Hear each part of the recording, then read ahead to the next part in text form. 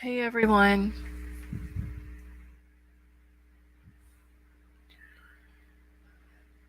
Hey Libcom, how are you? Sybil, how are you? And I saw your question a second ago about Upchurch's video. Yes, I did watch it.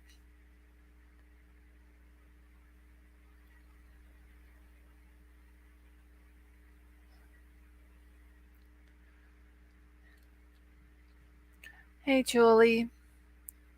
Emery, how are you? Hey Neil. Like Widow Baby, how are you today? Hey Mike, how are you?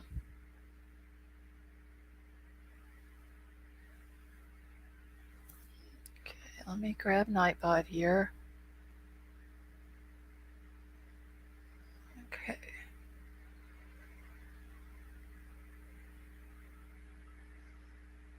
White Widow Baby, I'm doing good. And remind me, White Widow Baby, while I'm thinking about it. Um, I got some messages I want to I want to send to you regarding your name.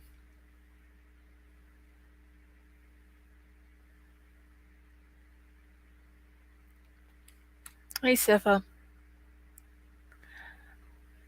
And Cheryl, how are you?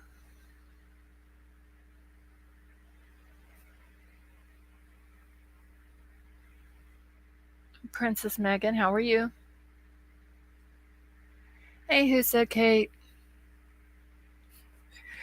Yeah, White Little Baby, your name. Tina and Fam, how are you? Hey, Brian R. Hey, Vapor. Yes, it was.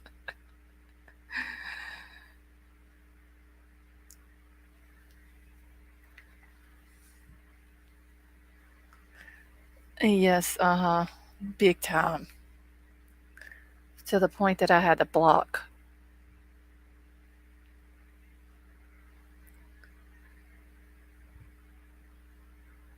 And Cherokee Raider, how are you? Hey, Honda Civic.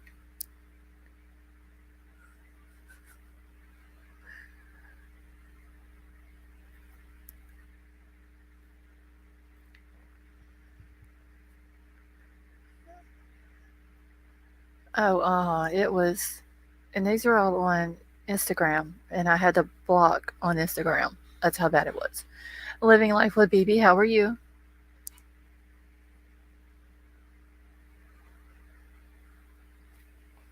Hold on one second.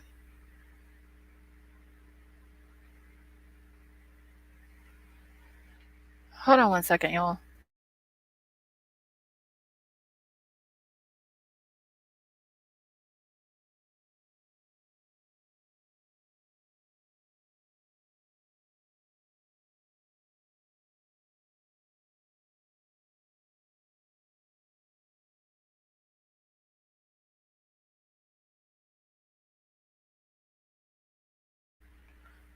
Libcom. Okay, so hold on. Let me see. Do I follow you on Twitter? Give me one second. What is your name on Twitter, Libcom? I'm gonna look at something real quick.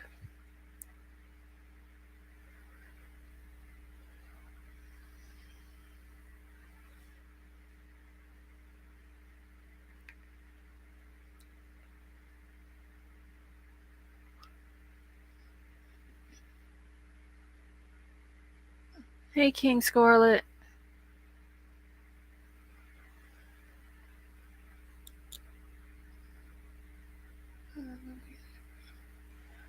Oh, wait, well, baby. Trigger wasn't a word for it. Stone Gator, how are you?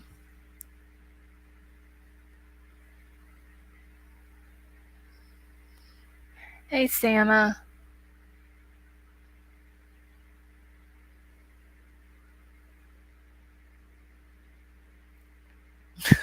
Civil.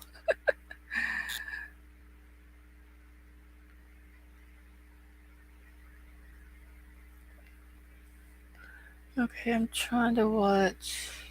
Okay, Stone Gator, that's fine.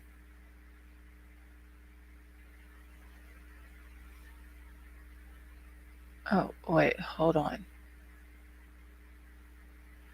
Uh, Yorkie Mama, how are you?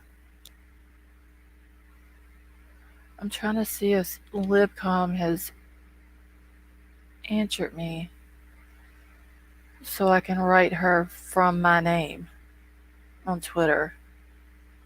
Hey, Pandizzy.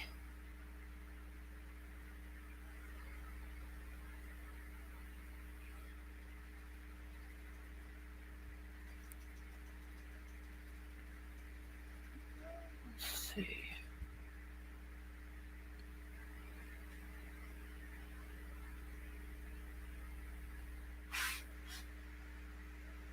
Let me see if this is going to be down.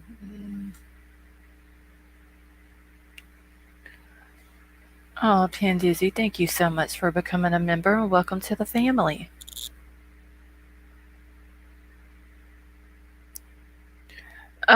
Tina and Fam, the mods that I have been here. They've been with me forever. Like, we've all been like a little group since before I ever started my channel.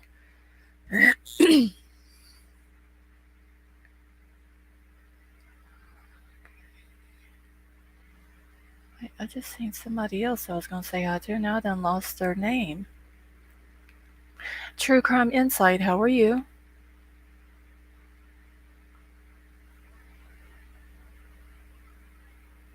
You're welcome, Tina. Hey, Jason, how are you?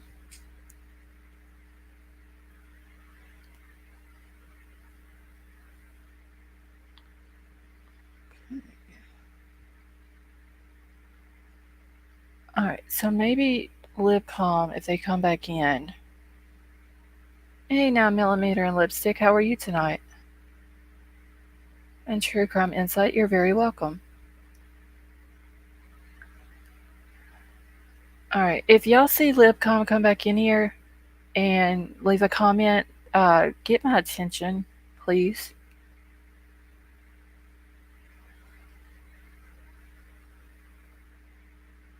Because I need to find out what's going on with that. Okay, I'm surprised I've never been banned. They've been too kind.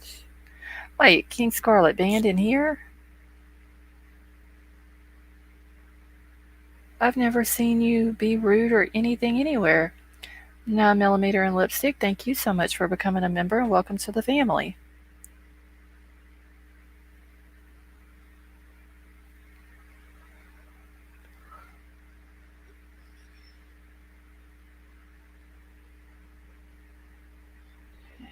What is up with my chat? Hey, Pickle Me Elmo.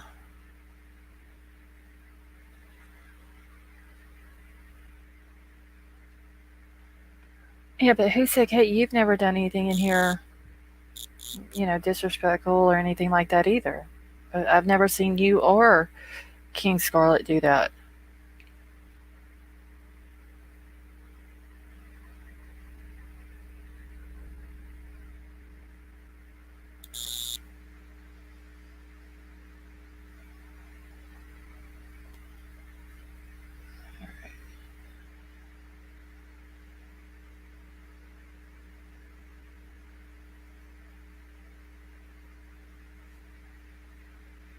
Hey, Russ.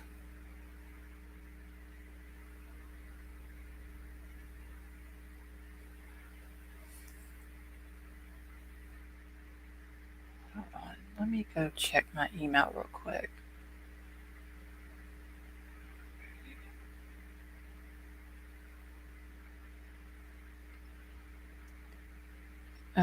Thankfully, you can't hear me screaming my insults.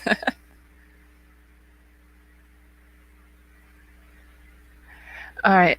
Give me just 1 second because I know that Libcom has left comments on another one of my things. I need to see if I can find it real quick and have them to email me. Because, hey, Kelly, Dr. James, how are you? Hey, Brendan.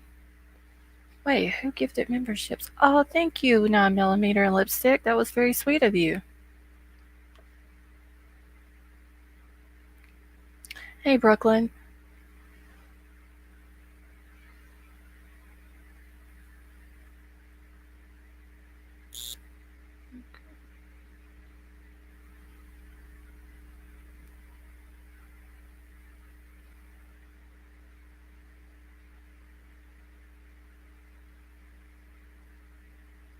Okay. Maybe they will see my response on there and then they will email me. Because that needs to be taken care of now. Alright, so real quick, I have changed in the Nightbot with the Twitter account and post.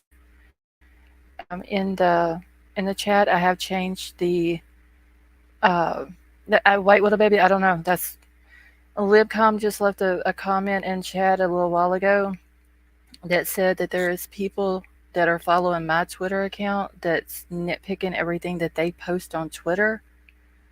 Um, so I need to nip that in the butt real quick because I have changed, without going into great detail, I have changed uh, the link for the Nightbot, the one that is posted now for Twitter. It is going to my personal Twitter. So if y'all click on it and follow, y'all will be following my personal Twitter, which I will be putting stuff on there. It's not going to the channel Twitter. Yeah, who said, Kate? I need to address it. Hey, Lawnmower Man. I need to address that with the libcom to find out what's going on. Okay, King Scarlet. I was about to say I've never seen you say anything.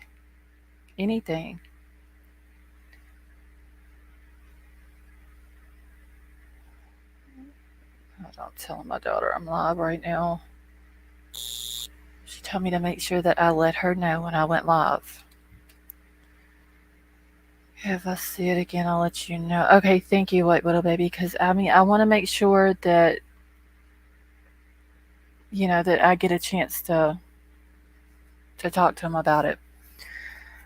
Hey, OTC, how are you? All right, so real quick, I want to go over something that Moscow uh, has released regarding the white car in Oregon. Oh, Mar, you're talking about my daughter? No, she may come in. See, kids, how are you? Tina and Fam, the Nightbot posts are just basically links. That way, the mods don't have to keep posting the links. It's just easier for them to put in a command. Hey, Kelly M. They can just type in a command and it brings it up for them, so they don't have to type out long messages and all that. This kind of saves them time. All right, let me make sure I've got it pulled up here.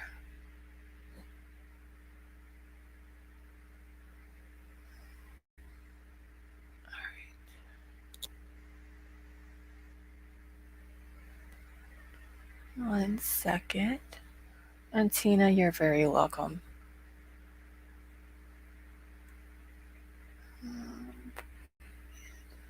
Okay.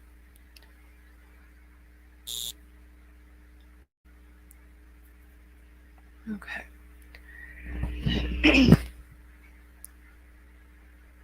Oh, thank you, CKs. And yes, hopefully, something will happen and they will figure out who did this and, arrest them. And these kids can get justice and these families can, and they can get closure. In South Texas, how are you?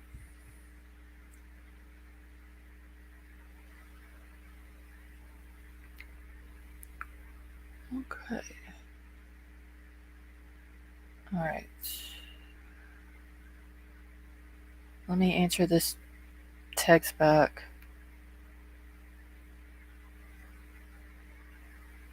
Right. Okay. Let's see. Hey, baby boop, how are you?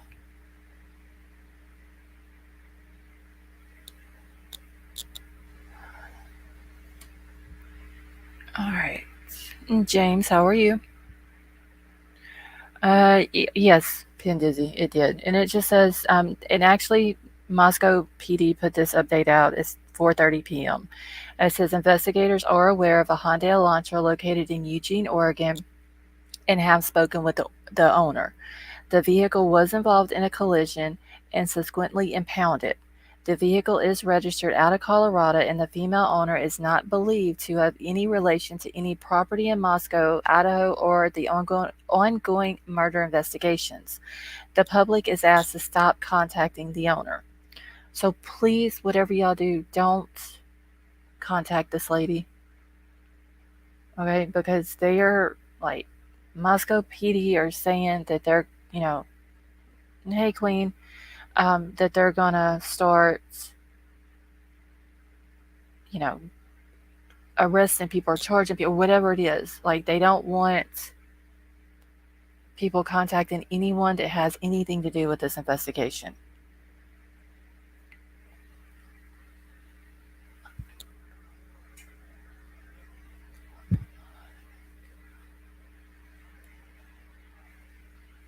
All right. So, what I'd like to know is, they claim that they talked to the lady. The lady is from Colorado. The person who owns the house is also from Colorado. Now, she might have just been in Oregon on vacation, visiting family, whatever. Not a big deal. Queen, that's where someone had gifted memberships. But what I'd like to know, if this car was involved in a collision, hey, Concrete Angel, if the car was involved in a collision, some are saying that it was on December the 16th at like 7 o'clock in the morning. Some are saying it was on the 17th at 7 o'clock in the morning. Either way, the car was out there for several days. They're saying that it was impounded. Clearly, it wasn't whenever the wreck happened. Now, I don't know how they do things in Oregon, but here in Louisiana, whenever a car uh, is involved in a wreck, police just don't leave the car on the side of the street. It's towed off right then before the police leave the scene.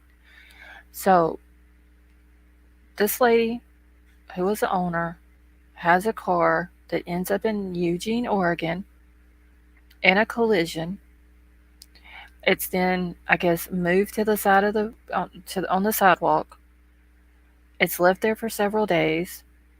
There was some people that had did a video where they were walking around it, and the front passenger window is busted out, or not busted completely out, but somebody is, like, it looks like they threw something in it. It has a big hole in the window. I'm sure in order for them to maybe unlock the door. The little gas door, look like the type of ones that you have to open from the inside of the car. It looks like it's been pried open. So I'm sure if there was any gas in it, somebody's stole the gas out of it. Someone else said that the steering column looked like it had been jacked up, and the lock on the driver's door had been messed up.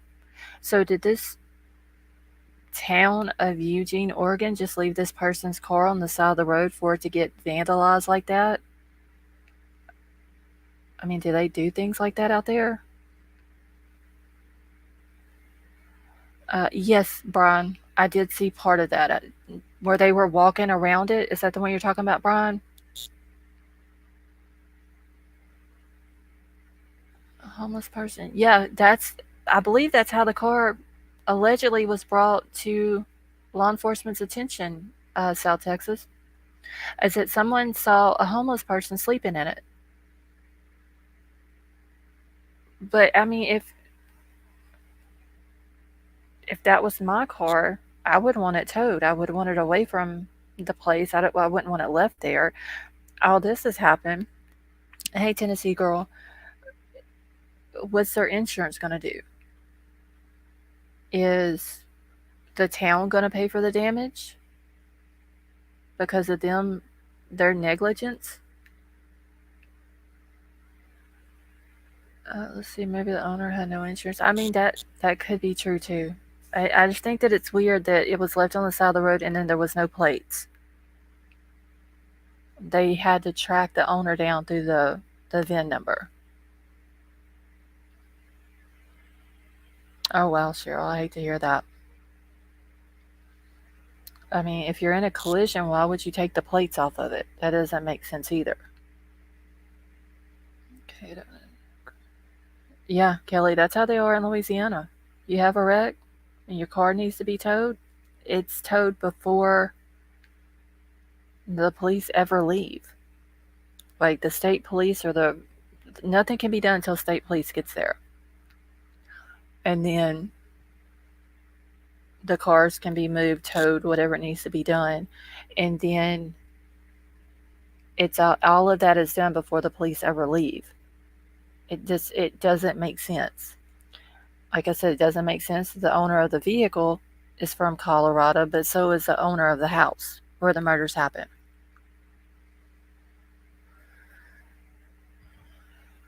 Someone called in another love earlier and said that the guy owner called in earlier and said it was their car. A Honda Civic, I haven't seen that.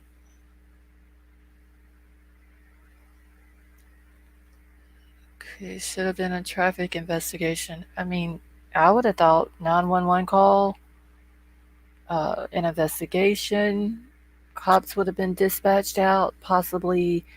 Uh, I don't know if they send out the fire trucks. Like in cities here, if somebody's been hurt for some reason, they send out a fire truck along with the ambulance. Um, but there possibly an ambulance should have been sent out. Like there should have been documentation of this accident happening. I looked on the maps the other night whenever I was on here. I believe last night maybe. There's no traffic cams around there. It does look like a very busy intersection, possibly at certain times of the day. It seems like they would have traffic cams, but they didn't. It doesn't make sense, honestly. Okay, do you think they were hoping that owner? Hold on, wait. Let me get this. Would come back. Maybe they were watching it. I I don't know, Concrete Angel, because it seems like if they were going to leave it there, I mean, if something happened to the vehicle, I mean, the town or city, I don't know how big Eugene is, but they would be responsible for the vehicle. One of his subscribers went out there and was filming all around the car. Oh, no, Baby Boop, I did see that about the violent crime detective being out there. Yes, Queen. It was one from a couple of nights ago. That's why you think JLR planted the car. Oh, Tennessee girl, happy birthday.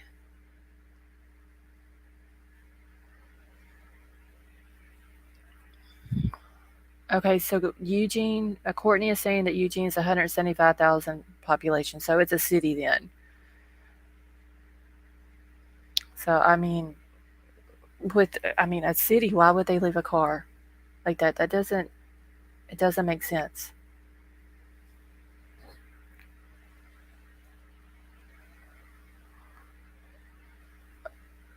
No, Queen, that's just on the video. It's almost at that. Is that what you're saying? You gotta admit, the highest profile murder case looking for a white Elantra, and one is found 8 hours away, wrecked in no place. And they're saying it has nothing to do with this case, South Texas. Now, I'm wondering if it really does, but they're not letting us know. Let's see. No, D22. I found the LLC through the owner of the property, because the owner of the property also owns the house that Jack D and Adam lived in. And then there's two other, I believe it's two other properties on King Road.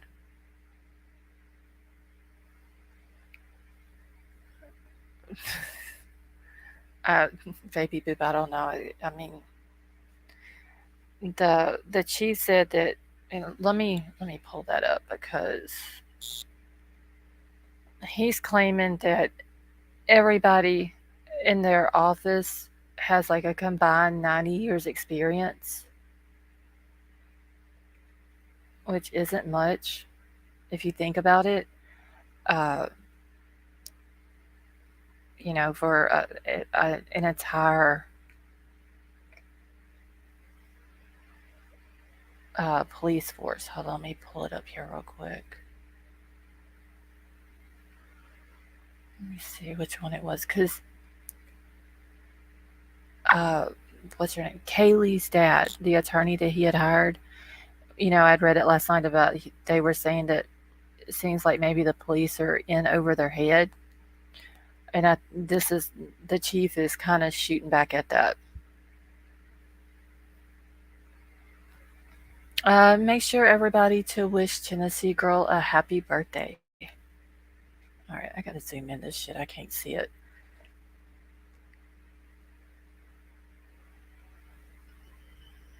No, loaded hot. We cannot connect the car to the house.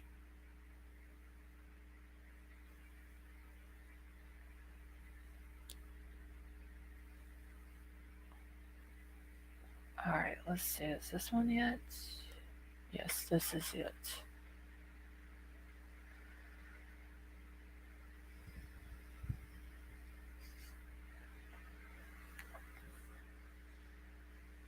One second, y'all, and then I'm gonna bring it up.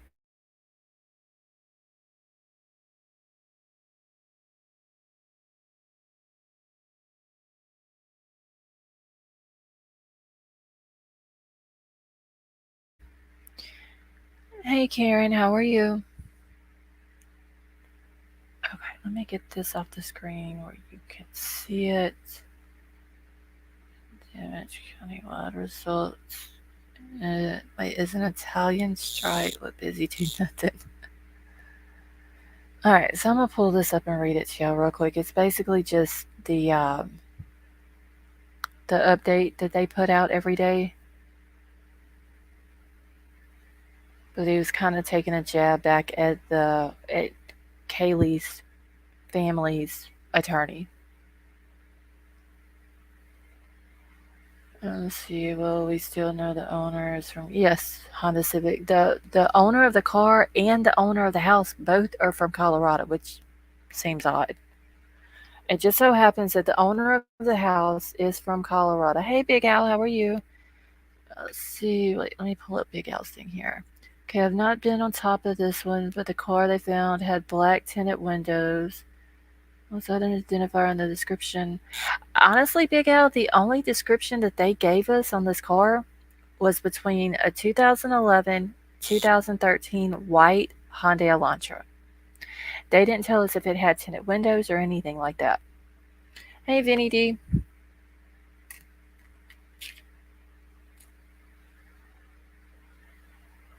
I mean, like I said, the owner of the house lives in Colorado. The owner of the car lives in Colorado. 4 murders happened at this house. Police in Moscow just happened to be looking for a white Hyundai Elantra. There was one found 8 hours away that was a 2013 Hyundai Elantra,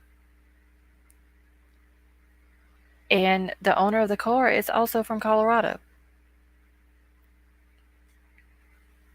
And then all of a sudden, the Moscow Police Department are very quick to say, oh, the owner of the car has no relation to any property in Moscow, Idaho, or to the ongoing murder investigations. Yes, Stonegater, I heard that. Vinny D, I do too. You cannot make me believe that one room where two people were killed were basically, I mean, they were stabbed to death. They're saying that Ethan was up against the bedroom door. There's Kaylee's dad said that there was a hell of a struggle on the second floor. That room being over directly above one of the surviving roommates' rooms, and they're going to say that they didn't hear anything. You can't make me believe that. What do we know about the landlord? I know that he owns 1122, 1118, I believe it is, 1127, which is where Jack D and Adam lived. I believe there's another one. Each address is basically like it's its own LLC. Like it's 1122 King LLC is how they did that one. Um, I know that he's 46 years old. I don't believe he's married. I couldn't find anything about him being married. Couldn't find uh, any children. I do know that he. Oh, wait, I got his car right down here. I gotta find it. Wait, what did I write the car down? But it wasn't a Hyundai Elantra. Is one of his assets. He owns a 2013 Nissan Frontier. Okay, so he owns 1122, 1118, 1127. Maybe that was it. I could have swore there was more than that, unless I just didn't write them all down. Um, Crime Crazy, can you, Sifa, or White Widow Baby think of anything else I'm leaving out about this guy that we know about him? I mean, he does have. Okay, Sifa's saying he also owns 1126. Thank you, Sifa.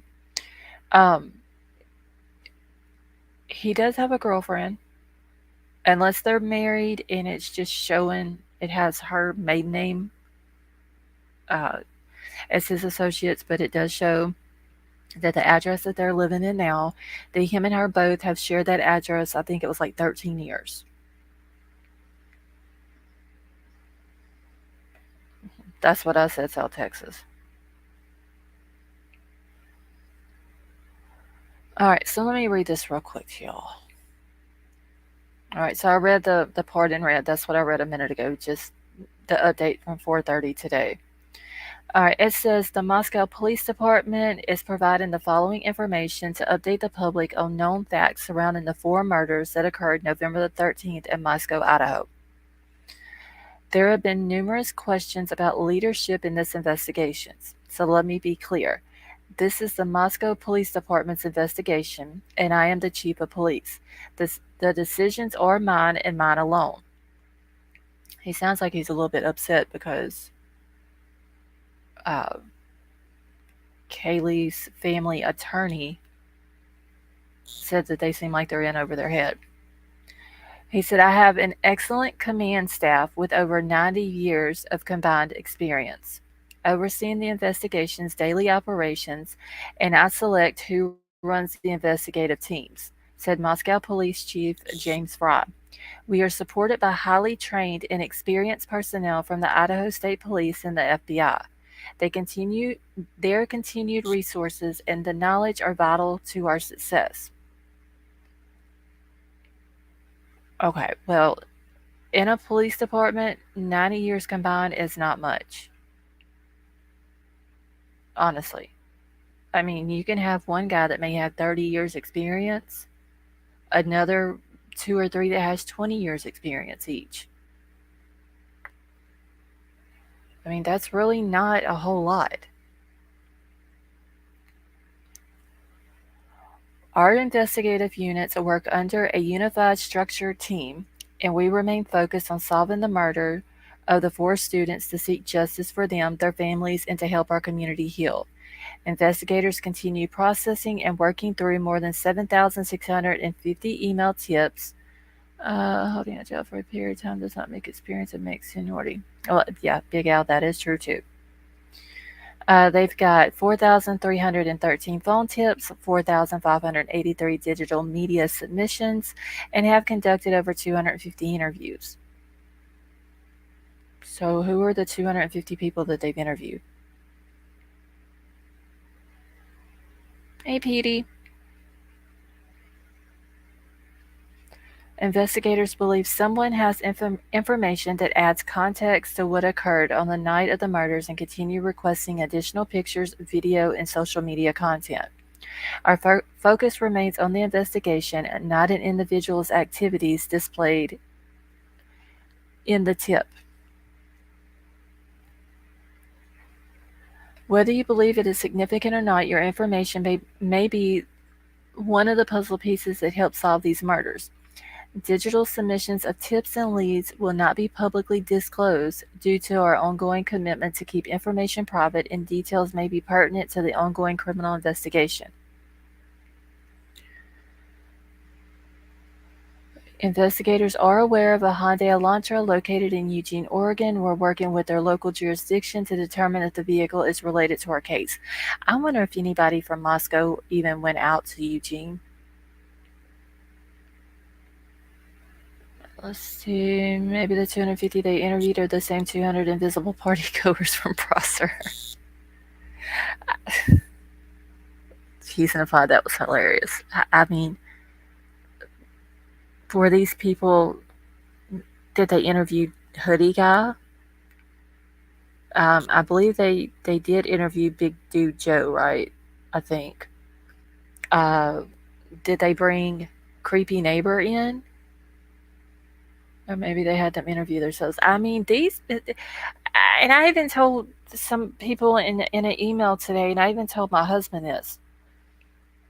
Moscow Police Department, I mean, they must be really good, or something's going on here, because I mean, they get these people, like, let's just say the Hoodie Guy, and let's say let's use the two surviving roommates. You have 6 people in a house. Somebody comes into the house and they stab multiple times 4 people. So you have 4 deaths in a house with 6 people in it. You have 2 surviving roommates. All the roommates said was they didn't hear anything. Maybe gave them, the police, an account of what they did leading up to till when they got home that night. And then police say they don't believe they had anything to do with it. So they cleared the 2 roommates. Hoodie Guy gets cleared. Who else was it? Jack D. Didn't they say that they don't believe he had anything to do with it? There was like several people that they cleared very quickly. There was no way that they could have been able to collect DNA, got the DNA results back from the crime scene to compare to all their DNA, got phone records, then compare the phone records whenever they got them in, because if you get phone records, you got to get a warrant, you got to send it in. The phone company, uh, they're not going to just send it right over then, so that takes a few days. So if they're that good that they can determine that someone is cleared that quickly, then why in the hell haven't they solved this case?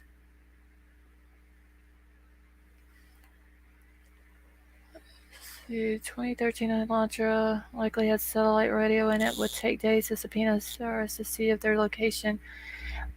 But this has been, we're going, what, on 5 weeks now?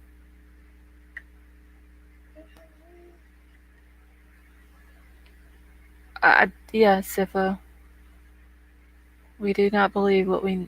Uh, believe we know what the fuck we're doing, is all I hear. Yes. I mean, I understand they got the FBI. So, and the Idaho State Police. Let's not forget them.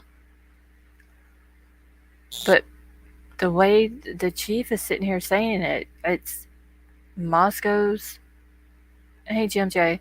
It's Moscow's investigation.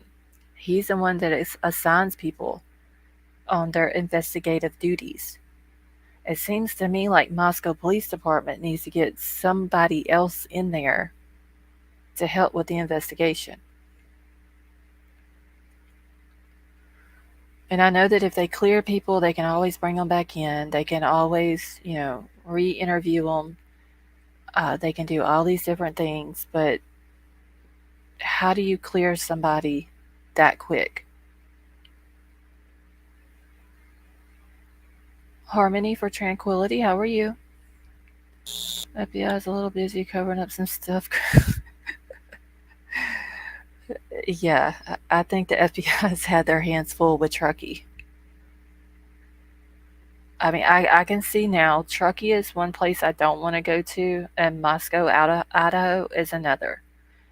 Because, I mean, you got Hudson's death, hey TF, uh, that happened, and they claimed that it was an accident. Then you got 4 murders. They don't know nothing. They can't even give a profile on this guy. It doesn't make sense. Okay, FBI hasn't got their man since Capone. I'll still go to Truckee, but Moscow. Alright, you better be careful in Truckee.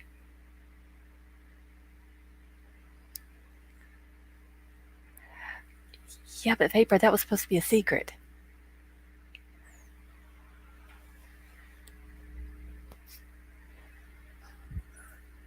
I said I would next summer. I still don't really want to, though. But the reason next summer, though, is for a purpose.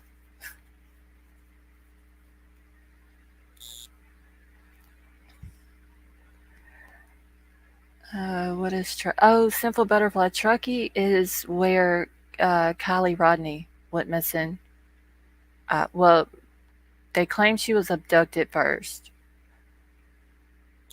Then 15 days later, they found her in her car in a lake. They claim that there was a party of what started off as 200 people, then somehow went up to 400 people. But there's no proof of it, of this party. There's no video, there's no picture, there's nothing. They all need to know in advance. Yes, Vapor. So what we'll have to do, Vapor, is we will have to figure out when, and then I will let everybody in chat know. That way, if anybody wants to come and show up, then they're more than welcome to.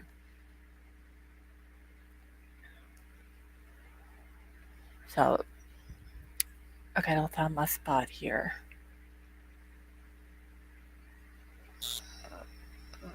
Well, Mara, it's supposed to be next August, right, Vapor?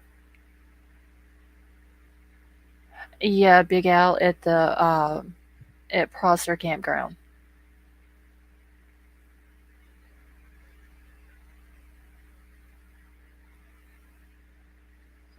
Let's see, why would a lady have such a messy car look trash from the photo you showed?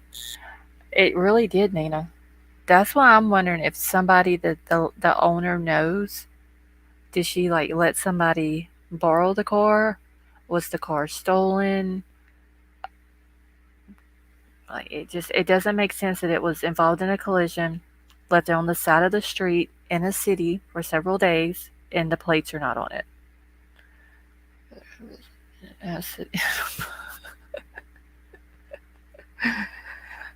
Big Al, we're gonna do it.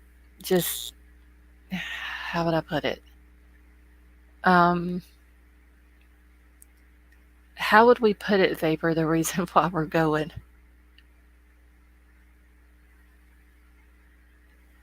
I mean, it is going to be around the time, the 1 year mark of when Kylie went missing.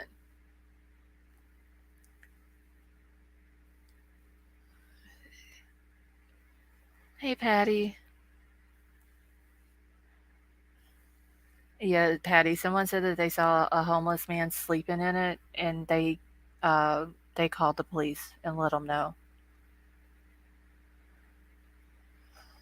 Don't get well, South Texas. That's where we're supposed to be staying at. Is at the campground there. All right, so let me finish reading this real quick. It says, as required by law. Wait, what? Y'all going to party with the new? Oh no. Uh-huh. No.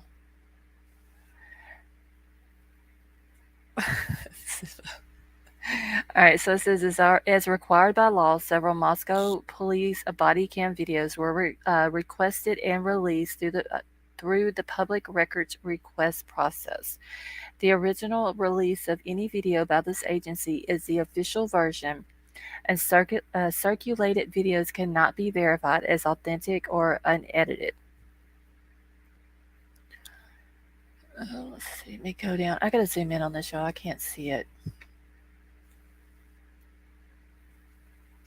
What's the headline's gonna say, Big L? What you think? Hey, Rich. 43 people disappear without a trace from Prosser Campground. Oh, Big Al, please don't jinx us.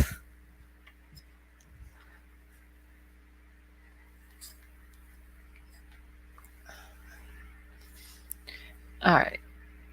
Loss is loss. That is too funny, honestly. Can one of the mods drop the member link, please?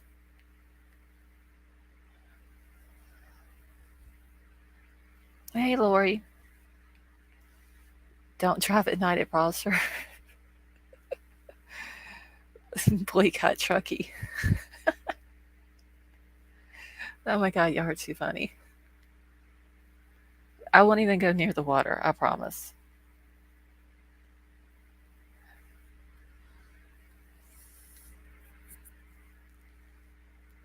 Okay, real quick.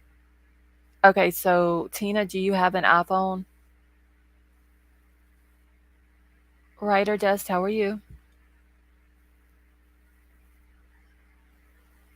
What does it say? 1064 King Street homicide. Wait, let me see. Where's that at, James?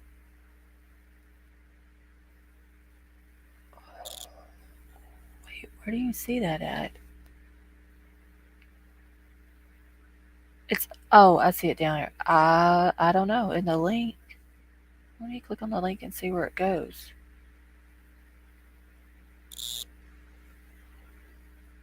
Okay, it just goes back to the King Road homicides.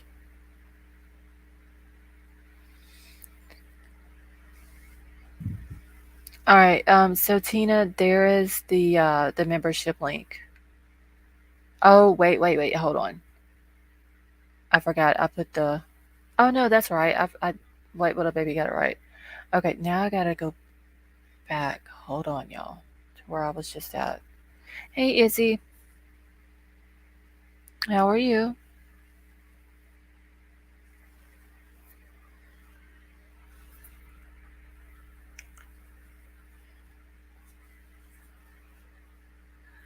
All right, give me a second. Let me go back down here. James, I don't know why it's like that though. I'd never noticed that.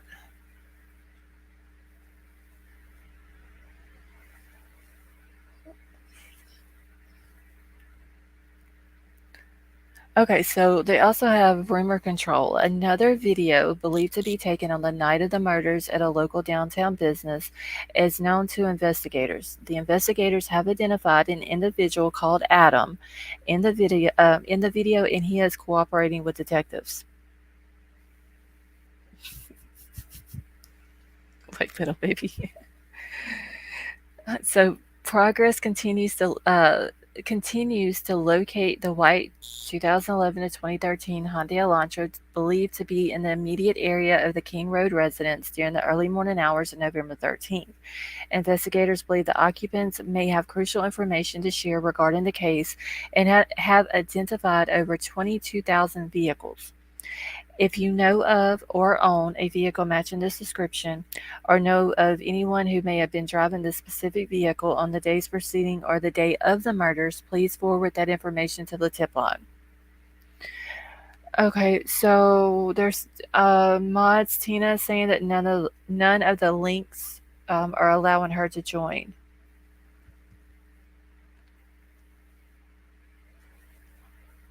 Oh y'all, we got White Widow Baby singing. Okay, and then this is just the same information that they always uh, put in here. But I do remember seeing uh, that the 22,000 that they have is like the Idaho and Washington area.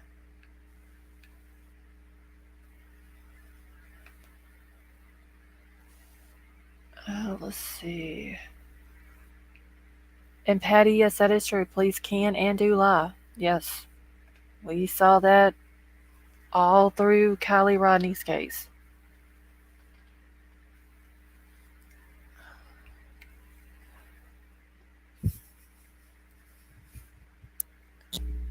Let's see. Do you think the killer unalived himself by now? Honestly, Lawnmower Man, no, I don't think he has. I think that whoever did this is sitting here watching all of it. They're watching all of these news channels, like Brian Inton and Banfield and Fox News, and they're watching all the YouTube channels that's covering it. They're keeping up with all the updates that the police are doing, and they're getting off on it. Their police don't have a profile. They haven't found the murder weapon. They, I mean, I'm sure there's information that they have that they haven't released to the public. But the person who did this is for sure getting off on it. They think they've got away with it. More than likely, they're starting to get comfortable now. Hey, Greg. Um, because police have absolutely nothing. And I don't think he threw his murder weapon away. I really don't. Um, it's, I don't know if you would call it a trophy to him, but maybe like his prized possession. Or anyone else notice how much more news coverage this is getting than the Rodney case? Yeah, Big Al. That's because more than likely with Kylie's case, there was a lot of cover up, and the police there didn't want any of the news stations covering it. Miss Kelly, how are you? Hey, don't going crazy. Let's see. In Pendizzy, I believe that address where Jack was at, was that 1127? I believe. But yeah, I don't think the person has threw away or got rid of the murder weapon. Especially if they do get away with this. And God knows I hope that this does not turn into a cold case, which I don't think it will. Hey, Gregory. Uh, but they're not going to throw it away, because if they get away with it, then that's going to be like, they would look at, oh, that's my good luck charm. Me and this weapon we've been through it together. We got, we went and did it together. We got through it. We got away with it together. And if they do it again, that's what they're going to use.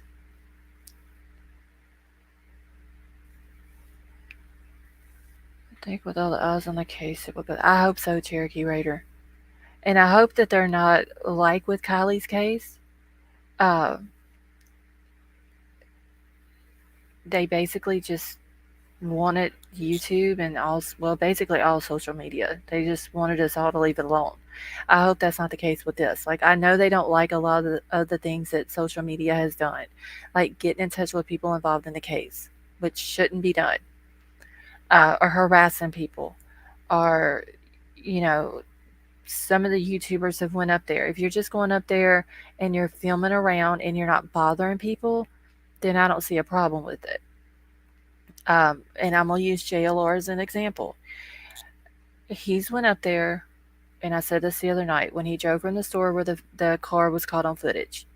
When he drove from that store back to the girl's house, he put into perspective how close it really was. Because if you look at it on a map, it looks like it's further than 3 minutes away. But when he drove it, it was, well, technically less than 3 minutes. Uh, you get to see from the house and him, because he gets out and he walking from the house down King Road all the way out to Taylor, and then you see how close Sigma Chi is. You get to see how close everything is. You get to see how close the houses are. Creepy neighbor's apartment building next door.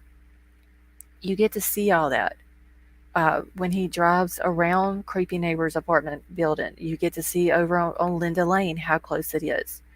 It's it puts a lot of different things into perspective. Then, when he drove from Idaho into Washington State, it it shows how close it is.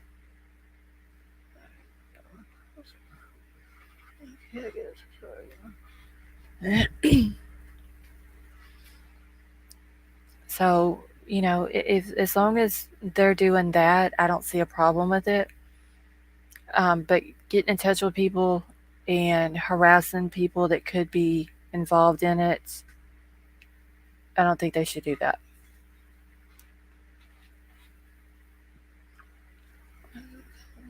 September the 1st.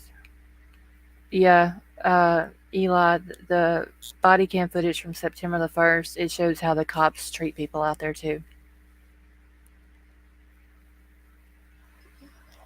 Okay, wait, let me see real quick. My Canadian news: 18 girls killed. A man. Oh wow. Okay,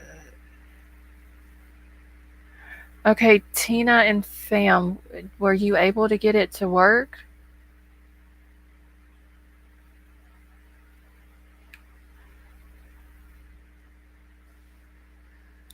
Right at the houses on Google Maps. I don't understand what was the purpose of blurring out the one out by the road.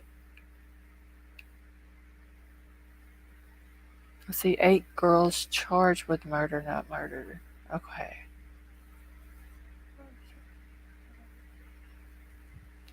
Well, Jim J, I have often wondered if they threw it out, the whole white car thing, to keep us busy. Let's see, when I click on the links, it takes me to a generic page. Okay, Tina and Fam, click on this link right here. The one that Nightbot, the last link that Nightbot just dropped, and see if that works. Kitty, I'm beginning to wonder if they did. If they threw this whole white car thing out so they know that we would all start digging into it, which, I mean, I'm guilty of it because I've been on maps, y'all been here with me.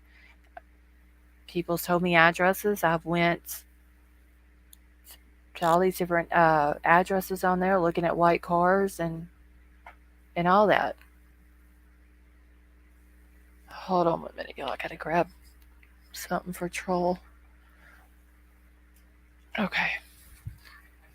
Let's see, a very common car with the most common color, yeah. And, they provide a link to where you can send in your tips on this car and all this and that. Well, how do we know they're even going through it? And I'm not saying that's what they've done, but, could that be to keep us busy so we're not digging into anything else? Let's see. Joint page. Okay, Tina, go to my is it White Widow Baby? Is it the description on my videos, or is it on my about page, the link? It's like it said, and people ran with it. The killer was intentional and possibly a different entity. You would know that from DNA. Yes. Okay, if the links aren't working for her, can you direct her to the description section in your video? Okay, Tina, go on this video right here that I'm on and go to my description page on it. And hold on, let me see exactly where it's at. Give me just a second. Okay. All right, so you'll have to go to my description page underneath this video. And then you'll have to click on view more, and you'll see a link there. It'll have like the red YouTube button. Okay, you're on your phone, right? So leave my video up, but exit off of the chat. Just the chat, and that's it. And then you should see still my page or my video playing at the top of your screen. And then you'll see where right below it, it has my title to my video. And then you'll see my name, 217 watching, started an hour ago. And then you'll see the word more, hit more, and it'll drop down my description. And it should show you like how many likes, viewers, all that on there. And then the description will be right below it. And just click on more on the description. And then there'll be a link in there. I don't know why it's not working.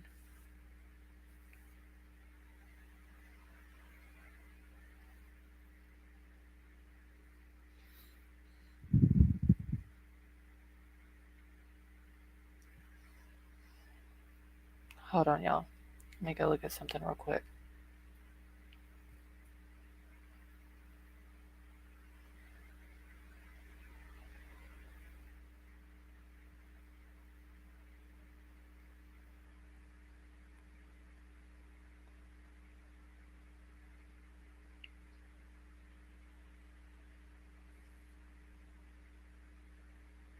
Okay.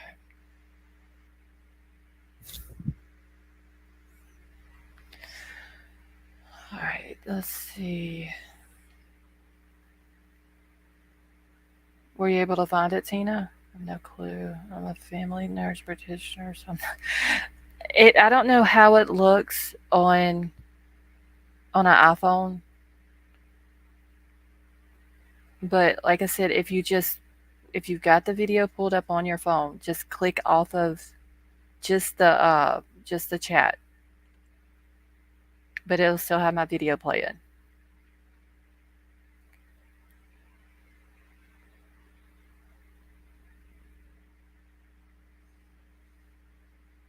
Thank you, Petey. Oh, you can find it easier.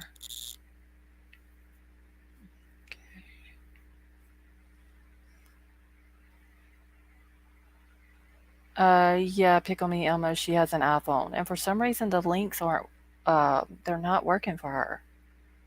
She says it keeps taking her back to like a generic page. Okay, I'm following what you're saying, but it isn't working for me. Okay. So Tina, can you exit off of just the chat?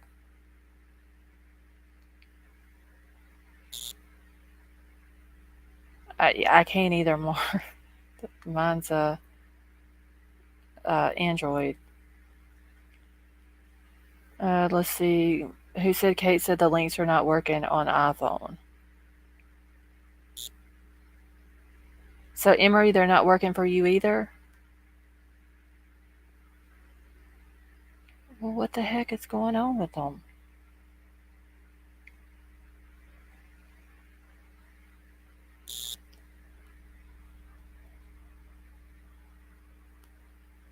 Okay, I have an iPad. Stu, we were trying to help Tina with the membership page, how to join. Okay, I did it on my iPad to try and help, but it isn't working. Okay, who said Kate said it worked on a laptop? back and it's still not working.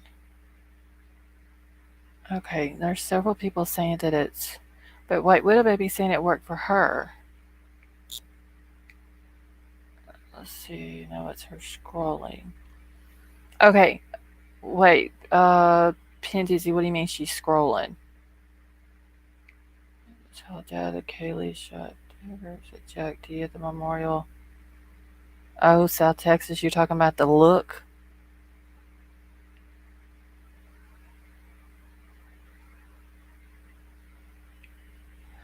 Okay, wait. Add join without. Miss Robin, you talking about on the link? Hold on. Is it on? Give me a second, y'all. Let me go back to the link.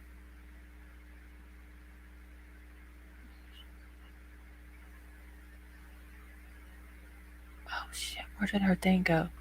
I still believe Ethan and Xana heard something. That's what Ethan was found where he was. They were heard from upstairs. Yet, no. Vapor, I just don't believe that them girls downstairs didn't hear something. Ashes, how are you?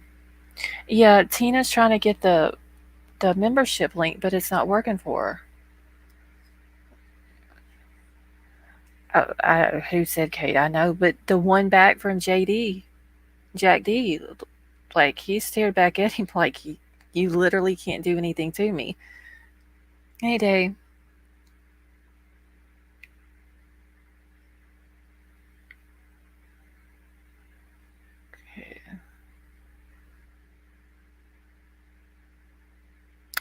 Oh, okay, y'all. Wait, Miss Robbins said add /join after membership link. You have to do that with iPhones now. Okay, give me 1 second. Let me go to Nightbot real quick. Tina, give me just a second, okay? I'm gonna see maybe this will help. Let's see. Let me go to my commands. Hopefully this will fix it. iPhone.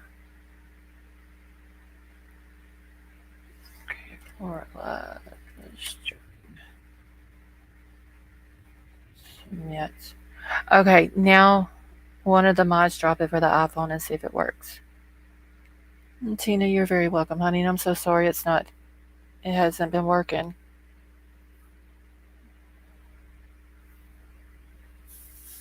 Honda Civic, that's why I never used one.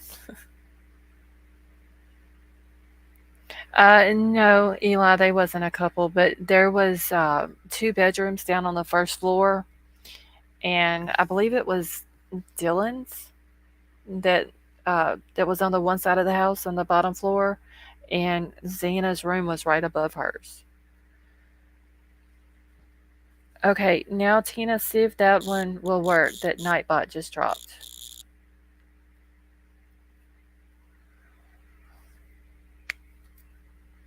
So hopefully that'll work. Miss Robin, thank you.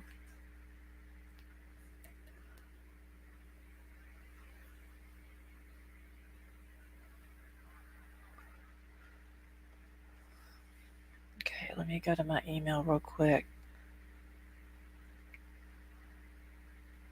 Wait, post office prints. Who was the guy and a girl? I believe her dad would have thrown him off the stage if it weren't for the fact that mom feels so strongly about him. Yeah, I think mom and maybe sister are kind of siding with him and thinking that maybe he doesn't have anything to do with it. Oh no, the post office prints. Dylan and Bethany are two. It's 2 girls.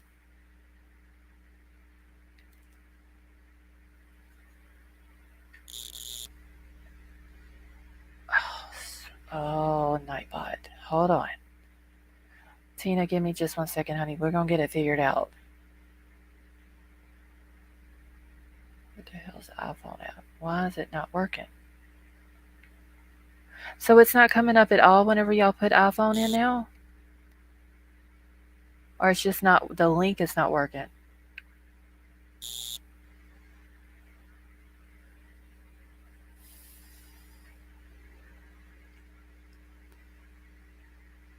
Okay, yeah, Pickle Me Emma, she may have to do that. Yeah, the post office prints. Dylan is a girl.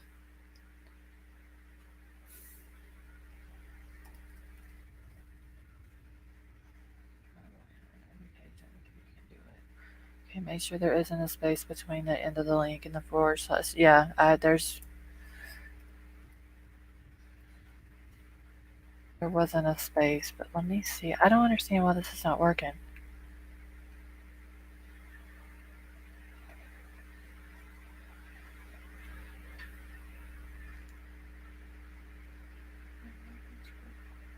No, Izzy.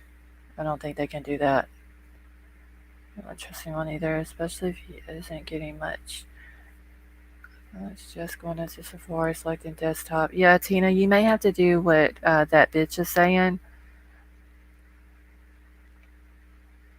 Just suggest going into Safari and selecting desktop version and going into YouTube and doing it that way. I'm sorry, honey. I don't know what's wrong with them.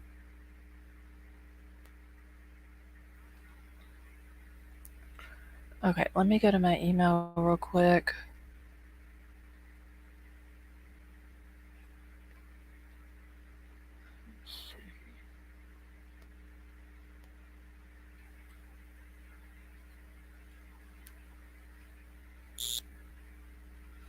Okay, now I just clicked on the iPhone link and it took me to my page and the join button is there.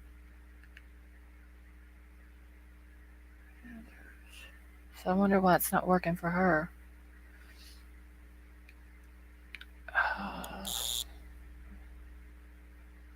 Wait, what did she say? Okay, when I clicked it, it goes to your main.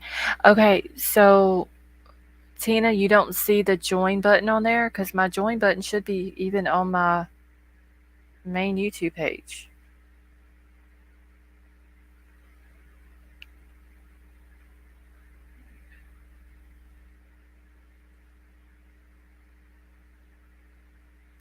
Well, Miss Robin, this time I did it from my computer. And I clicked the iPhone link. So I don't know if that makes a difference, but you have to sign into you. Okay, so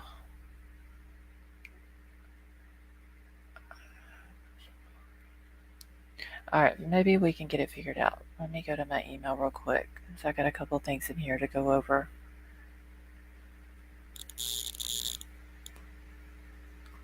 I need to activate on adding apps.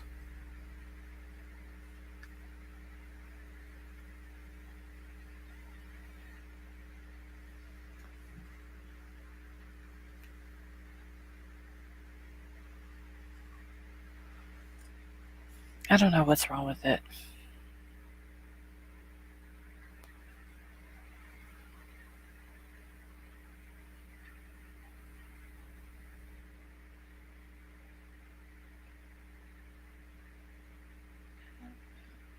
Okay.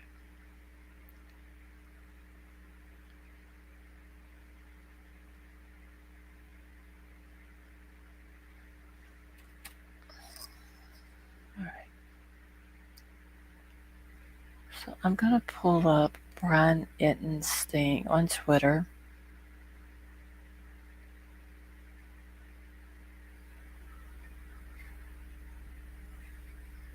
Why I cannot hear it? Damn it.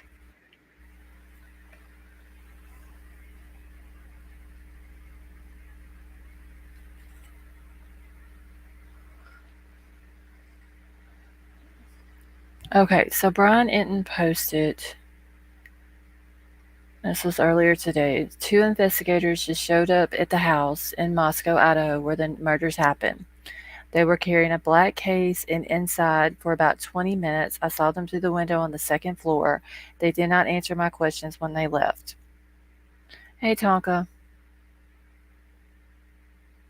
So I'm going to play this. Y'all let me know if y'all cannot hear it. And I bet you I'm going to have to do this again. Give me a second, y'all. I don't know why it doesn't automatically do the audio. Hey, Jessica Lynn.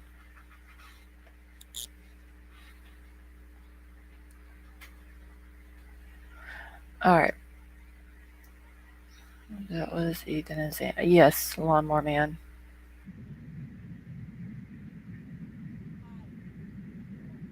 Oh shit, this is slow.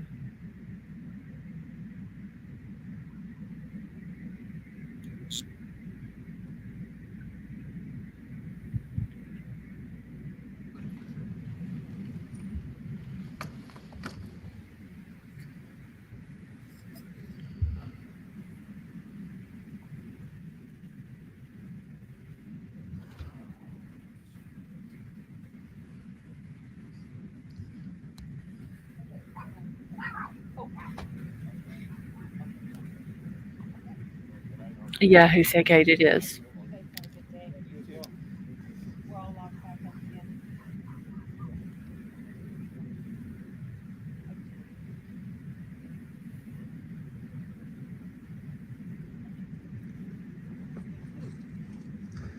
Sir, can you tell us what you were looking for while you were back at the house?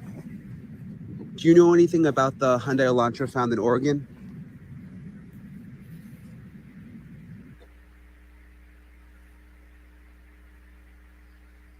Okay, were y'all able to hear that?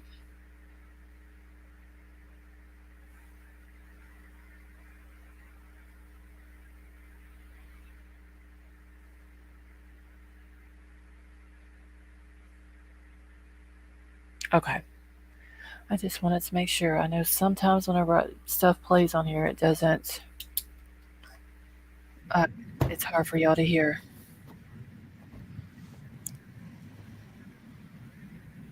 All right, so Brian asked them, and they couldn't give any comment.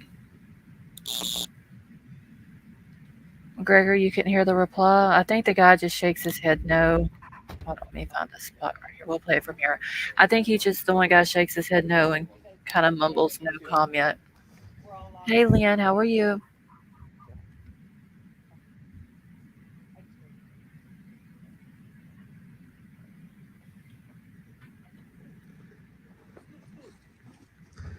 Sir, can you tell us what you were looking for while you were back at the house? Do you know anything about the Hyundai Elantra found in Oregon?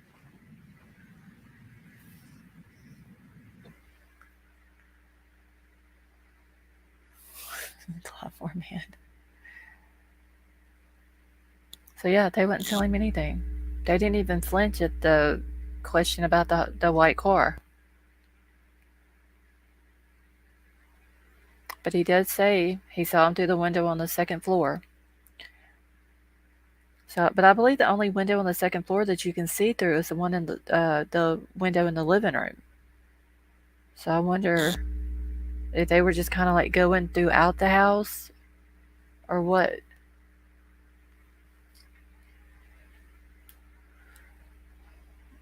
Tonka, you think they're FBI? I wonder if the guys, uh, what was it? Was it Nancy Lou that was there the night, and the guys showed up that night, and they were in the house for a couple of hours, or maybe not a couple hours, but for a little while.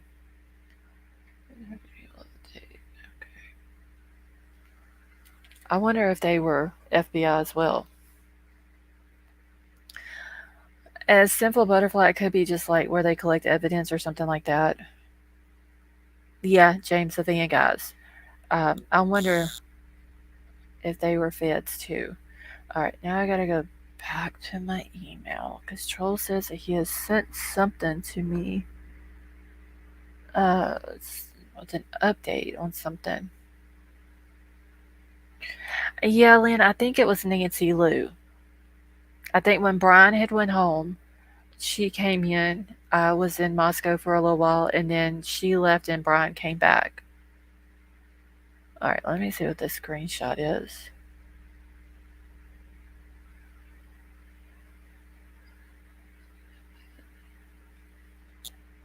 Hold on, y'all. I gotta figure this out. 1 second.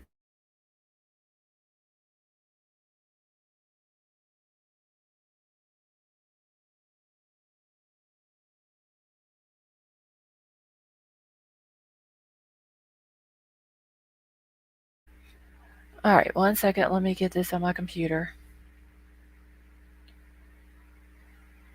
Brian's gonna have to pay taxes.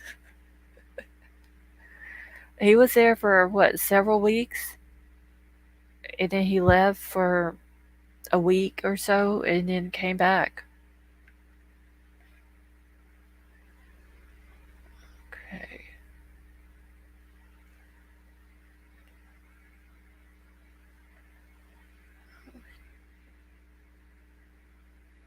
Okay. Oh, let's see, where's it at? Oh my god, I gotta find it, y'all. I downloaded it. Now I gotta find it. 9 millimeter Brian is a pretty cool dude. I mean, he went in Brian Laundrie's case. Like he just camped out in the neighbor's yard.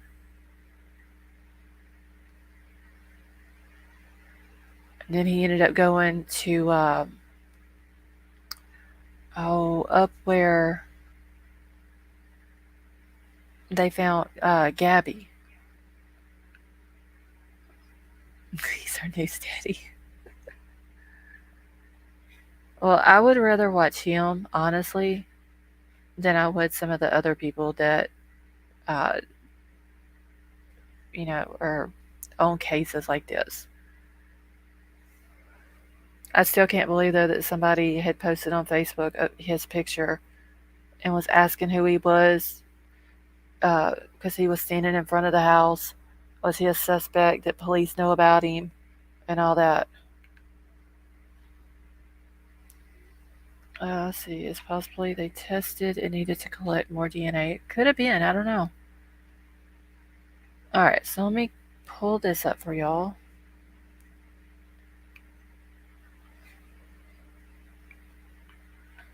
I don't know what it is. I haven't got a chance to read it. Troll just sent it to me.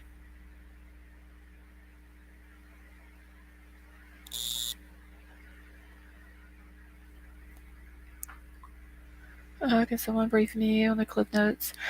So basically, I just kind of went over the car that was found in Eugene, Oregon. Moscow police are saying that they talked to the owner of the car.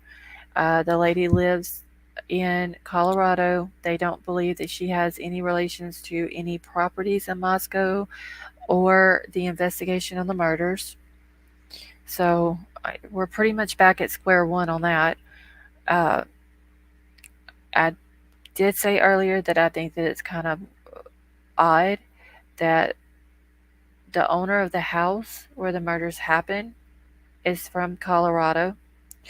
We have an owner of this car that was found in Oregon is from Colorado. And police in Moscow just happened to be looking for a 2011 to 2013 white Hyundai Elantra. The car found in Oregon is a 2013 Hyundai Elantra.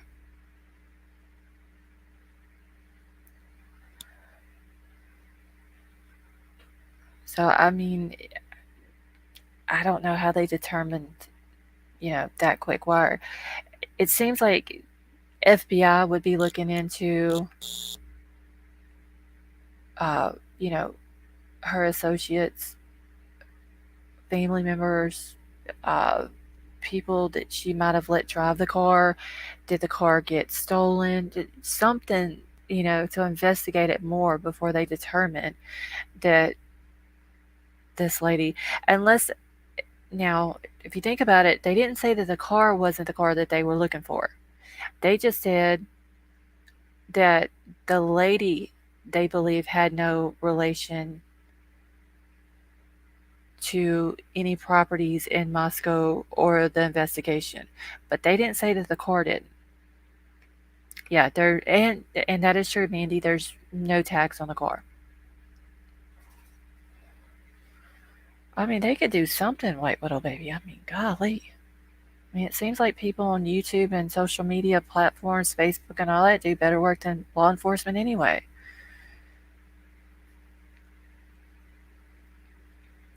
Okay, so this person had posted source in Moscow, Idaho, telling me that new evidence was found today in the Idaho student's murder case, namely some trace DNA discovered in the bathroom, where the killer may have washed off the blood from the arterial spurting as he went methodically killing the four.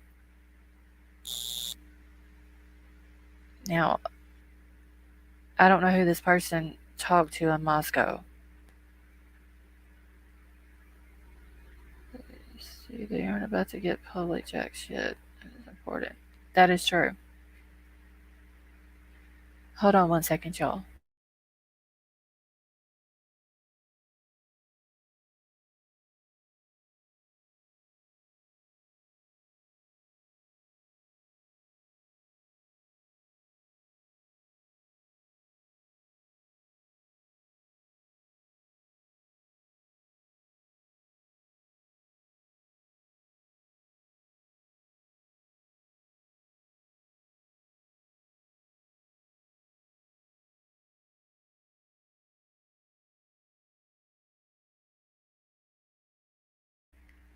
Okay. Oh shit. I didn't mean to go to that.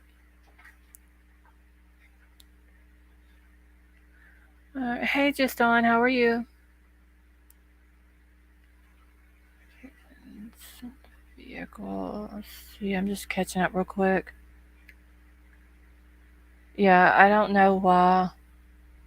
I don't know who in Moscow told him all this, but he could have left out some of the some of the information and just left it as washed off the blood. That's a little bit ridiculous. Okay, let me go back to my email because Troll has literally sent me about 10 different things. Okay, that's not. Okay, what would they say? Like, I don't know. Lawnmower man.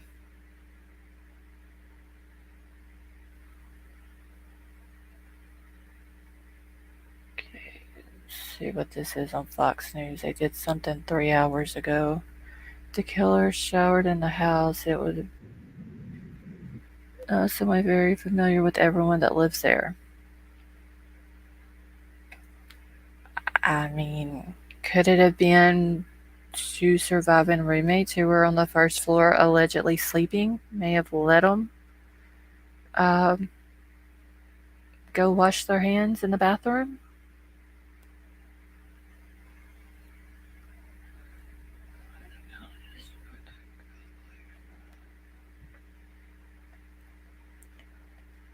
Let's see, I don't know what this is. Idaho students murder. Police looking into car found abandoned in Oregon. Not the car. I know, Lynn. But, um, Mark, uh, like I said, the police did put out an update today at 4:30. They said that they spoke to the owner of the car. They don't believe that she has any relations to any property. It was how they worded it. They don't believe that the woman who lives in Colorado has any relations to any properties in Moscow, Idaho, or the investigation into the murders. The person who owns the house is also from Colorado, and he owns multiple properties. He owns the house that the girls lived in. He owns the house that Jack D and Adam lived in, and there was a couple of other ones right there on King Road that he owns. So whenever they said that she had no relation to any of the properties, I'm wondering if that's the properties they're talking about, and they're just being careful with how they're wording it. And then they said no relation to the investigation, but they didn't say that the car wasn't. So I'm wondering if maybe the car was stolen. No, just on. They didn't give out where in Colorado this lady was from, just that she was the owner of it. They said they spoke to her. She's from Colorado, and that's it.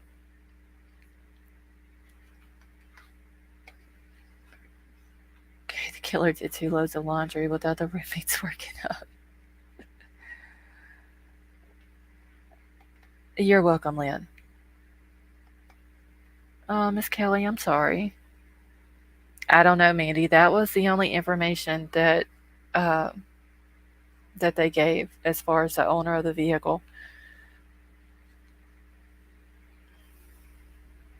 called in because it was sitting there for 5 days. They said that it was in a collision. Some people were saying it like 7 o'clock on December the 16th. Some people were saying 7 o'clock on the 17th. Either way, it was still sitting there for several days.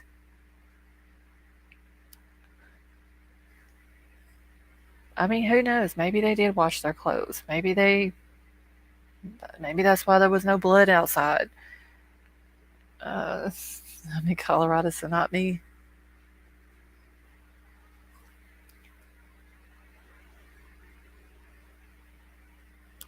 Hold on, y'all.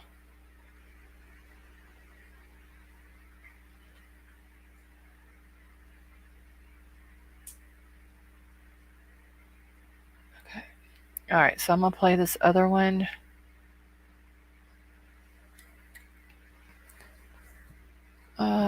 Isn't it weird that Jack D never called back that morning? Tammy, that is weird. Especially if he was allegedly sleeping. The girls wasn't or the four kids wasn't discovered until, I'm just gonna say, between 11 and 12, because the 911 call was made just a few minutes before 12 o'clock. Uh, so between 11 and 12, if he was asleep that early when they were calling, did he sleep till 11 or 12 also and just didn't know that people at the house then called police and all this and that and discovered four people dead in the house? Because I do find that kind of funny that he never called her back the next morning.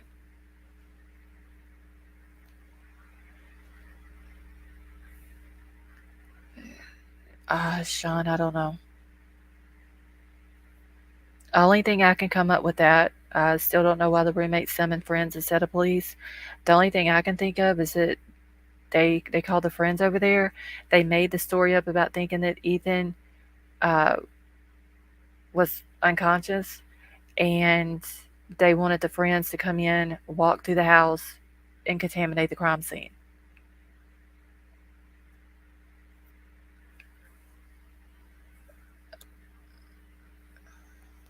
I'm sure if he would have called back, then Kaylee's dad, sister, or one of them would have mentioned that.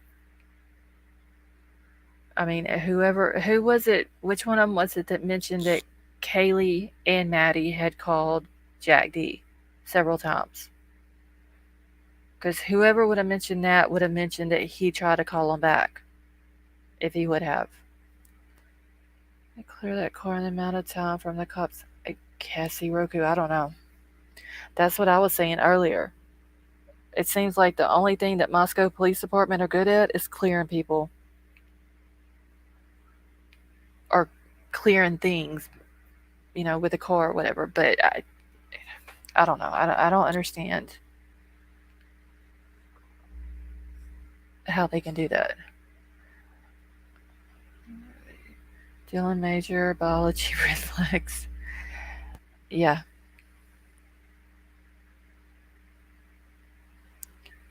And I'm not at all saying uh, that Dylan has anything to do with it.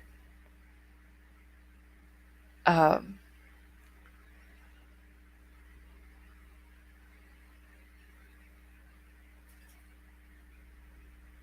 Hold on 1 second, y'all.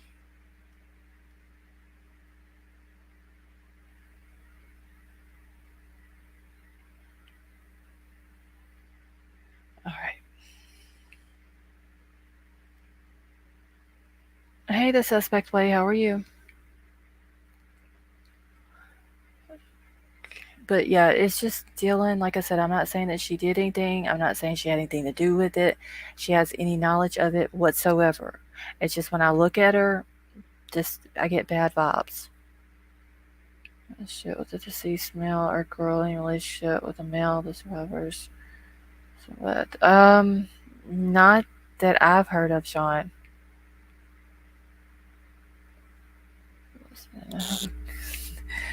Dylan, if you're listening, I have questions. And I want to ask y'all's opinion on something, or just your thoughts. real quick before I pull up this other video. Hey, Shane B, how are you? Uh, I've read, like, I'm part of a lot of the Facebook groups that are dealing with with this case. Uh, and there's a lot of people on there that think that Kaylee was the target. So if anyone in here thinks that Kaylee was a target, can y'all give me just like what makes y'all think that? I heard he was always compared to how good Ethan was doing. Tammy, see, I haven't heard that either. I mean, I've heard Ethan's mom talk about how good of an athlete he was, and he was always happy, stuff like that. But uh, I haven't heard anything about her comparing the two. Okay, I think the two survivors, or at least one of them, was involved. Helps clearing everything, and everyone so soon. That's what I'm saying, Cassie. I don't understand how they're clearing. If you have 6 people in a house and 4 of them were murdered, the other two claimed they didn't hear anything. We should get. Wait, little baby, have you been talking to Troll? Because he said the same thing. But you have 6 people in a house, 4 are brutally murdered, 2 surviving, who both claimed they were asleep and didn't hear anything. You have a video footage of a guy walking with 2 of the victims just 2 hours before they were murdered. In another video, you can hear those 2 victims, while walking with this guy, mention another person's name, and then you have the person who drove them home. So they literally cleared. Now, I don't know if Dylan and Bethany saw them whenever they got home, so I'm not going to include them in this. But you have 2 people, hoodie guy and the person that drove them home, that saw them, basically could have been the last people who saw them alive, and they cleared them quickly. Like, how do you do that? Tina, what are you talking about, honey?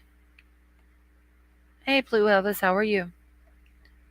It's targeted. I've thought it since I saw the full layout of the house. What made you think that, Tonka? Hey, Sharon, how are you? Well, thank you, honey. The 911 call is mystery. I don't understand. I mean, they're young, but I would have still thought that even if they thought he was unconscious and they couldn't get him woke up, why not call for help? And Izzy, that could be it too, because I mean, there would have been no way before, but from the time the murders happened to the time that they cleared these people, there was no way to get DNA evidence back that quick to clear them. Now, I can understand if they were a person of interest and they stayed a person of interest until they got the DNA back. They didn't find their DNA anywhere in this house or anywhere that had anything to do with the murders, and then they cleared them. I could get that, but this here is just the way they did it was ridiculous. Okay, Ethan may have been athletic, but he was not prepared to take on someone with a knife. Knife is a tricky weapon to go up against, even if you're trained against a knife attack. Yeah, I mean, I think, what was it? Ethan played basketball. So, I mean, yeah, I highly doubt he had any experience with knives or uh, fighting someone with a knife or anything like that. Let's see, the other funnest. Okay, Tina, I got what you're saying, honey. Okay. Walked on the road behind and above the house, went to the sliding door on the second floor, went upstairs directly to Maddie's room.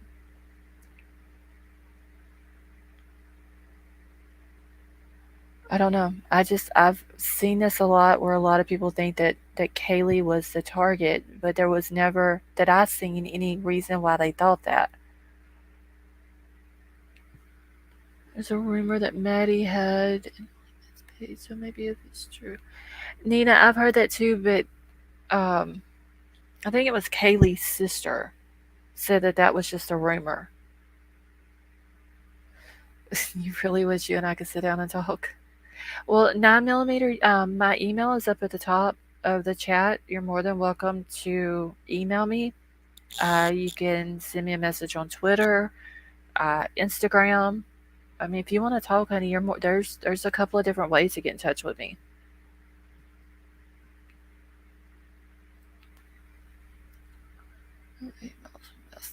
Saskatchewan. Oh wow, Sharon.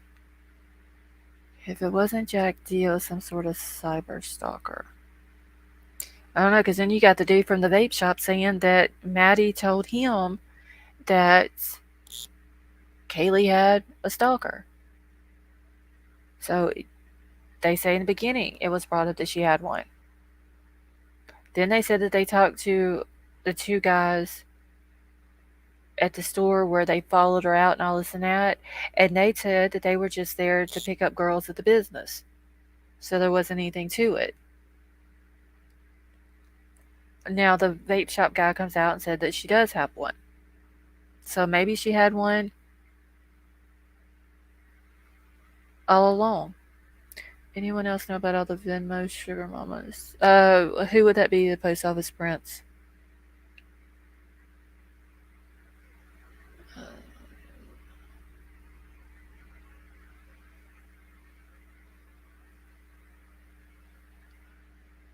Oh Lord. Alright, let me pull this video up, y'all. The vape guy could be the stalker. Eh. Vape guy just seemed too bouncy. He might have been a stalker. I don't think he did the murders. Um, Kaylee was a very pretty girl, so he might have liked her. Um,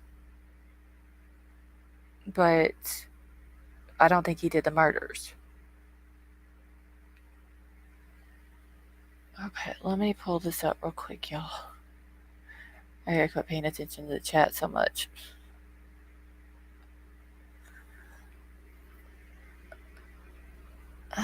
Illuminati blood cult. I've never heard of that. The Lawnmower Man. That's a new one. Let me get my phone so I can make sure it's pulled up. Vape guy's a red herring. Maybe he just wanted his 5 minutes of fame. I don't know. Like I said, I see my vape guy every week. I go in the vape shop and get juice, coils, or whatever it is I need, but I don't share personal information, like that. But it was also weird how he said, "Oh, it's really good how y'all are staying as a group and staying safe." And if he is a stalker, then maybe he said that. Um, Jane, you have a good day. Maybe he just said that to them to see what they would say back. But then he made the comment, well, I told him that because I didn't think I would see him again. And that could have just mean, Thanksgiving holidays were coming up and maybe he knew that Kaylee was leaving and moving to Texas and all that. I don't know. I just don't think he's the one that did the murders. All right. So let me make sure the volume is up. Let me change some stuff around real quick, y'all. Exit off at this. All right. So I'm going to mute out while this is playing. Yes, if it was very odd. I'm going to mute out while this is playing. If y'all cannot hear it, just let me know. New lead in the murder investigation of 4 Idaho college students brutally stabbed to death in November. Yeah, today police said that they're looking into reports of an abandoned car in another state that could be connected to this case. Fox's Stephen Goen joins us live now from Moscow, Idaho. Steve, what do we know tonight about this car? Well, Christina, police say they're investigating a white Hyundai Elantra that was found in Eugene, Oregon, and it seems to match the general description of a vehicle that was near the crime scene when those 4 Idaho students were murdered. Now, we don't have images of this car. We just have stock imagery for right now. But this is a development that comes after weeks of police asking for the public's help in finding and reporting a vehicle like this. Earlier this month, police said the occupant of a white 2013 to 2011 Hyundai Elantra may have critical information because that vehicle was in the immediate area of the crime scene when those 4 college students were murdered. Police in Oregon say the vehicle there was reported about 3 days ago and there was someone sleeping inside, but there's been no further information. To note, Eugene is nearly 500 miles away from Moscow, about a 7.5-hour drive. Still, we don't know if the vehicle found in Oregon is the same one that was in Idaho near the crime scene weeks ago. As of today, a lot remains unknown. Police have yet to publicly identify a suspect, and it's been about 5 weeks. But now the investigation continues with additional federal help. The FBI announcing there are now 60 agents assigned to this case, about a dozen more than last week. Still many hundreds, if not thousands, of leads that they're sorting through, whether it be from the forensic evidence side to people calling in with leads that they need to track down. So I think this goes to show everyone that this is a very active investigation and they're using as many resources as they can. Now, Moscow police say progress continues to be made in this case. There's been about 10,000 leads and tips reported so far. But some of the attorneys for the families involved, they are raising concerns. They question if this local police department has the, quote, capability to handle a case like this. In Moscow, Stephen Goen, Fox 10 News. Well, it seems that there might. All right, give me 1 second. Let me get it off of here. Okay.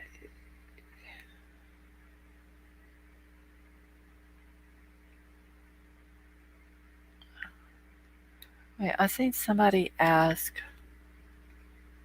Where did it go? Oh, shit. Where did it go? Somebody asked about if anybody. Ayla, were you the one that asked? Oh, no, it was Harbinger. I don't think anybody's taken a lie detector test. I mean, they, like Eli said, if a person of interest would, but I mean, like, have they had a person of interest? Have they asked anybody to take a lie detector test? Like, have they even had someone as a person of interest long enough to take a lie detector test? Hey, KK, how are you? I made a comment on another channel that car not connected was a woman from Colorado in an accident, wondering if she was right or not. Yeah, KK, the car does belong to a lady in Colorado. Allegedly, Moscow Police Department has talked to her, and they believe that she doesn't have any relations to any property in Moscow or have any relations to the investigation. I do find it odd, though, that the owner of the house is also from Moscow. Hey, Scott Black. Um, so you got the owner of the house from Moscow. I'm sorry, Colorado. You got the owner of this white 2013 Hyundai Elantra from Colorado. The guy who owns the house, there's 4 people murdered in his house, and the police in that town just happened to be looking for a 2011 to 2013 white Hyundai Elantra. But according to police, this lady doesn't have any relation. Now, maybe she doesn't, but I'm wondering if the car still does, because they didn't say that the car did not have anything to do with it. Okay, Tina, you can't be coming in my chat saying stuff like that.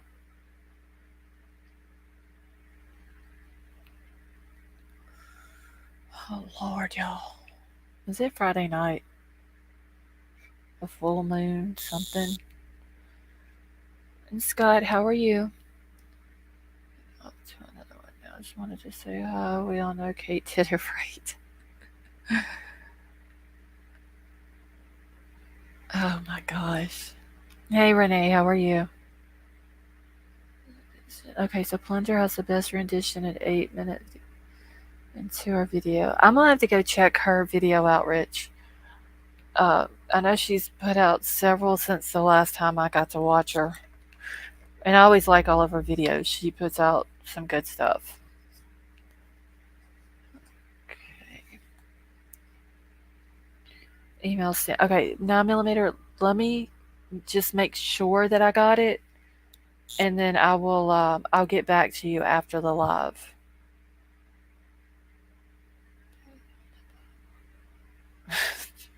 Wait, maybe.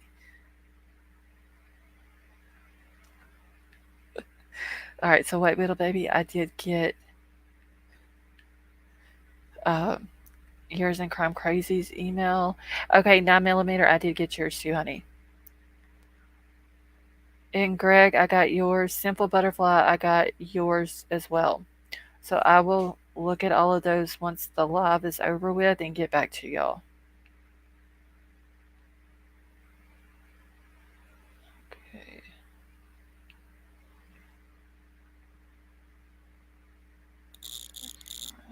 All right.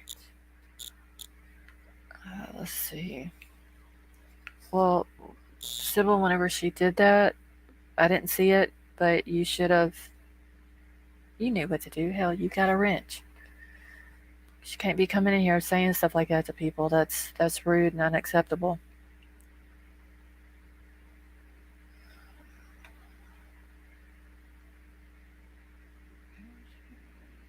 Okay. I gotta go back to my emails.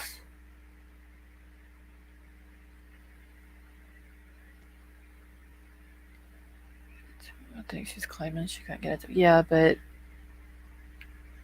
she still can't be coming in here talking about people, saying stuff like that and all that. And all of this, but she is rude. No, Sybil, you're not. So I mean, that's can't be doing that.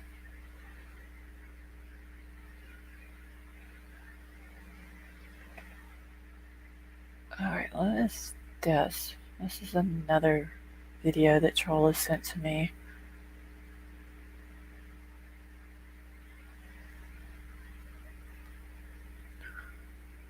Let's see.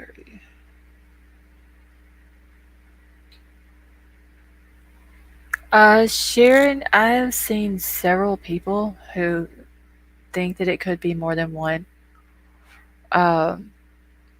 Libcom, no, you're not in trouble.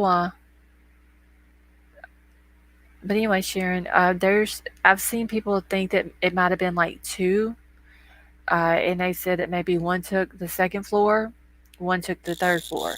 Then I've seen where somebody said, well, maybe, has anybody ever thought about that maybe it was four people?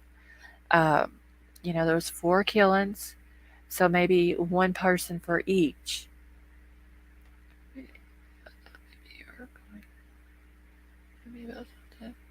Oh, no, Libcom. I'm going to talk to you about something that has to do with Twitter, but I will, whenever you email me, because I don't think I have your email address. I'm gonna, because I want to know what's going on, what you were talking about earlier.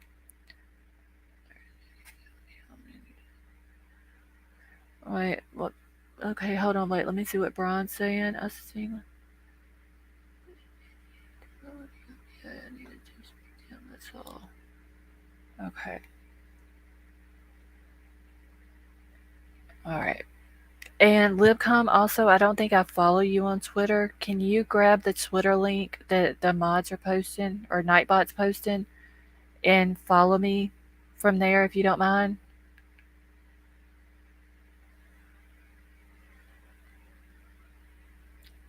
Yeah, as of right now, Libcom, the car cannot be, the car and the landlord, from what we've been able to do today looking into it, we can't make a connection. Other than the only connection that there is that the landlord and um, the owner of the car are both from Colorado. Yes, I do follow you. Which name do you follow? Because I've switched the link up on grab the link up here that Nightbot just dropped in chat and see if that's the one that you're following me on. Just so I can be sure. Okay. Alright, so let me get this video ready to play.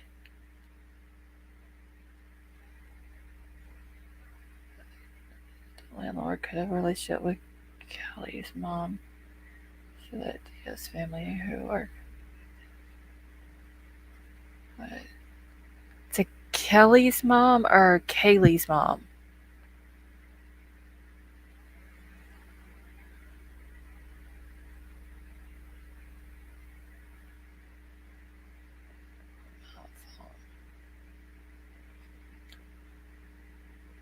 Allegedly, Annie, thank you so much for the super chat. And it says, we may be getting a bomb cyclone here this week. I may not have electricity, so an early Merry Christmas to everyone. Well, allegedly, Annie, I don't know where you're located, honey, but we're going to keep you in our prayers. I hope everyone is safe.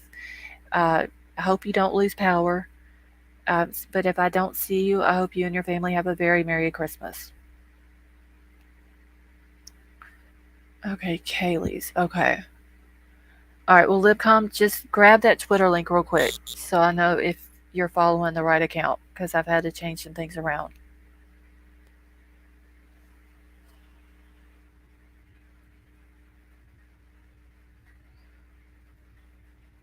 Okay, 1 second. Okay, Nightbot just dropped it. All right, so everybody, please keep allegedly Annie in your prayers, her and her family.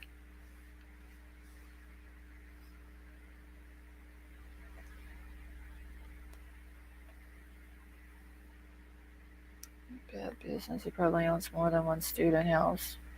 Oh yeah, he owns the house that the girls lived in. So he owns 1122 King Road. He owns 1127, 1118. What was the other one, Sifta? It was like 3 or 4 that he owned right there on King Road.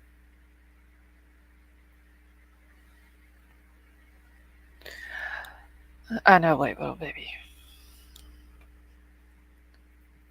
Listen to you. Oh well, thank you, Sema.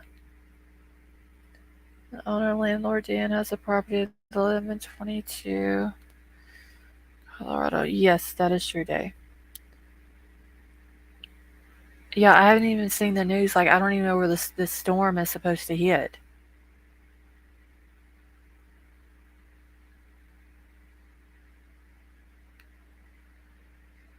Okay, so he owns 1126, 1127, 1118, and 1122. All right, thank you, Sifa.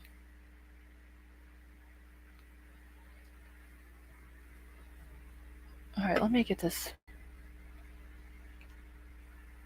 Thank you, Concrete Angel. Yeah, y'all keep Annie in your prayers. Like I said, I don't know where it's even at, where it's supposed to hit. I've been too much into this case to even know where it's even at.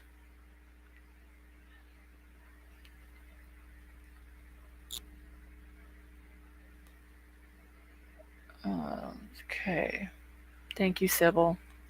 All right, so let me pull this up. Make sure my stuff is all up. I'm gonna pull this video up. If, like I said, I say it every time. Northern Ohio. Okay.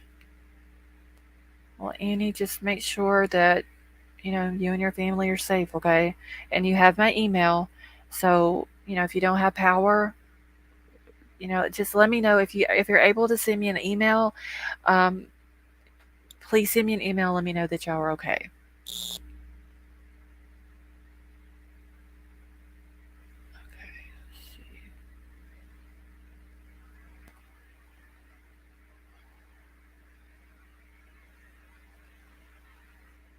Why can I not see April? Hold on.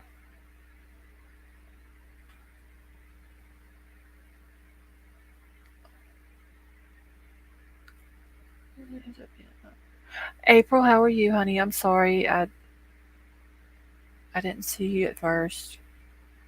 Okay, go to Ron Hall. Yes, Tammy, see, that's who I always watch. He usually has really good videos and, you know, pretty on target with the weather and stuff.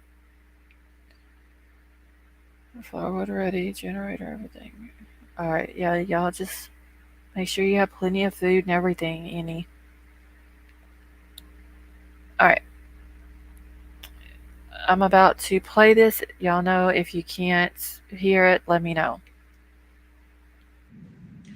For more than 5 weeks now, somebody has carried around a terrible secret that he or she, most likely he, slaughtered 4 college students in Moscow, Idaho. And that is not an easy thing to hide from friends and family and literally everybody else every moment of every day.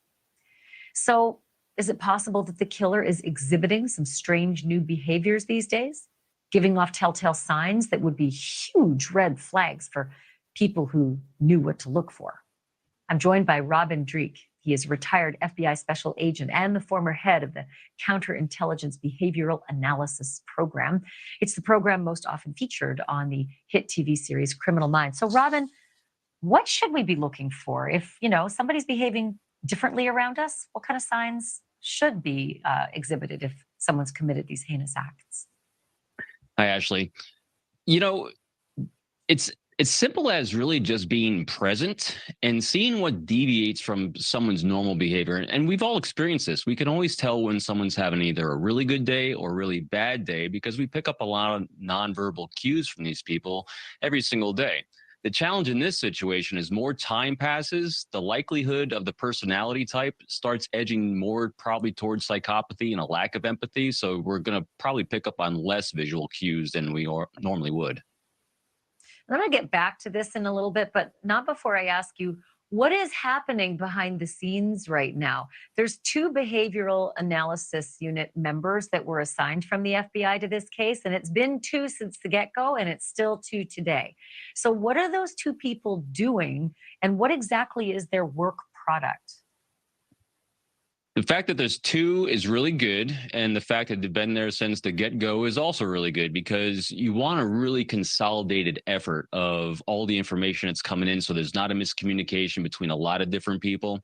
So these 2 are at the top. And at the top, what I mean is there's 60 other individuals associated with the FBI that I saw, and it is an investigative team. And as your last guest was saying, you have the younger corporal that's kind of leading the bench here. And these people are part of that bench. And so these 2 are taking in all this information, all this data, and they're basing it off of their expertise in looking at these heinous crimes as a career and trying to match up the intel that's coming in, the data that's coming in with their research on past murders that have been similar-ish in the sense of, quadruple murders and other such things like that.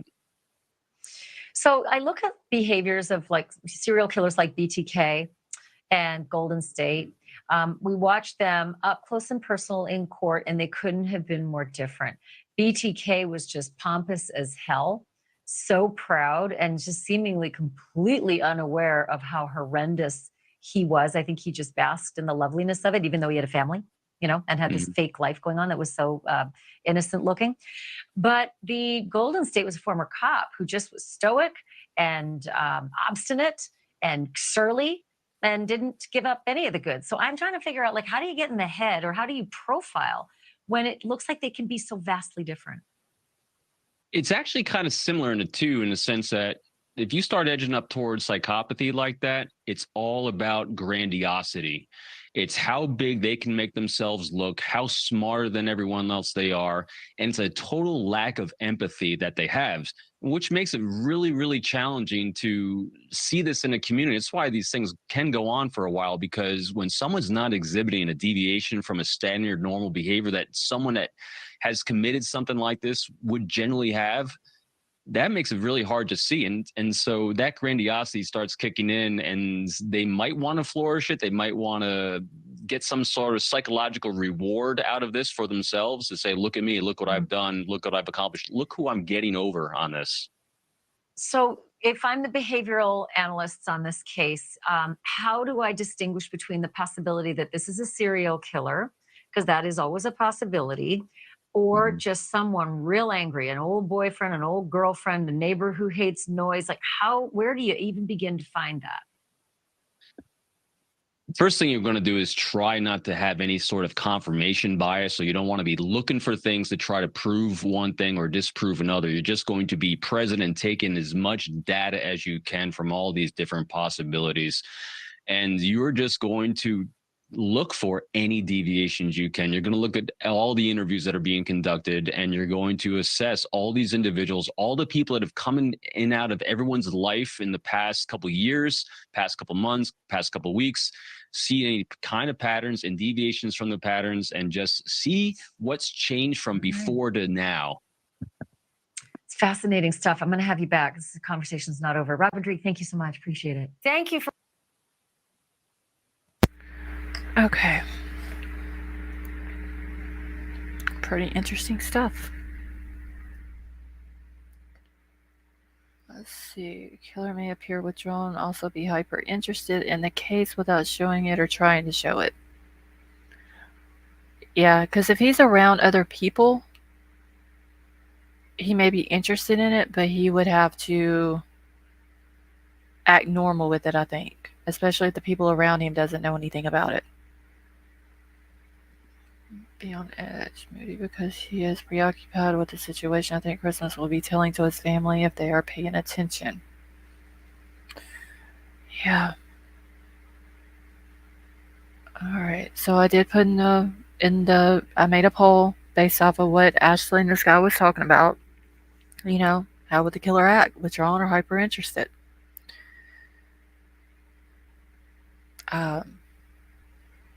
Honestly, in my opinion, he's going to act interested in it. You know, he's loving all this attention. I mean, he's basically getting attention without, from all of us, without us even knowing who he is.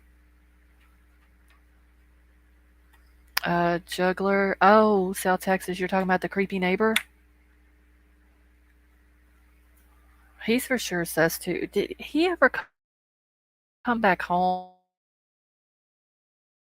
I haven't even been keeping up with his TikToks. The last time I looked, he was on the sidewalk. Oh shit! Can y'all still hear me?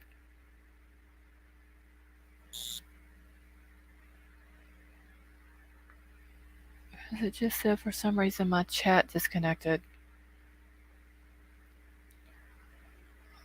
Oh. Okay, I just want to make sure because it said my chat had disconnected. But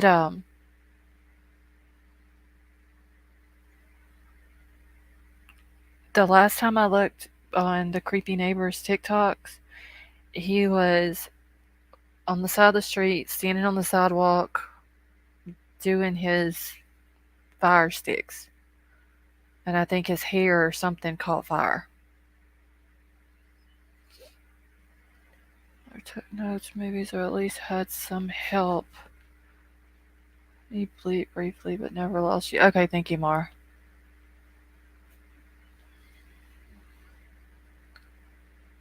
Well, let's see. I think okay. Wait, my check is jumping. I want to read Sean's comment. See, I think killer took notes of movies, or at least had some help. That way, you gotta get in this killer's head, think like them, everything possible to catch them. I mean, I wonder, and this may, like Sean is saying, you know, some people, in order to get into a person's head like that, but you're not that type of person, you may have to, look on the internet to figure out how they think and stuff like that. So I'm wondering if maybe law enforcement from around there could have someone look into, or maybe get Google to do it or whatever, and just see if anything like that has been Googled, before the murders happened.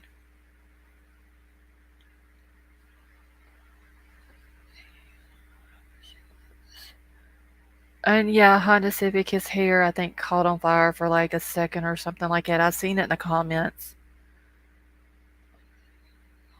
30. I mean, honestly, I'm thinking that if it's not someone, if this wasn't a targeted attack on one of the kids, then it's, I don't know, it's hard to say. I'm still going to lean towards the SK theory also, just based off the fact that those other two murders, which is a spike for Maddie and Kaylee on the 11th. Oh, wow.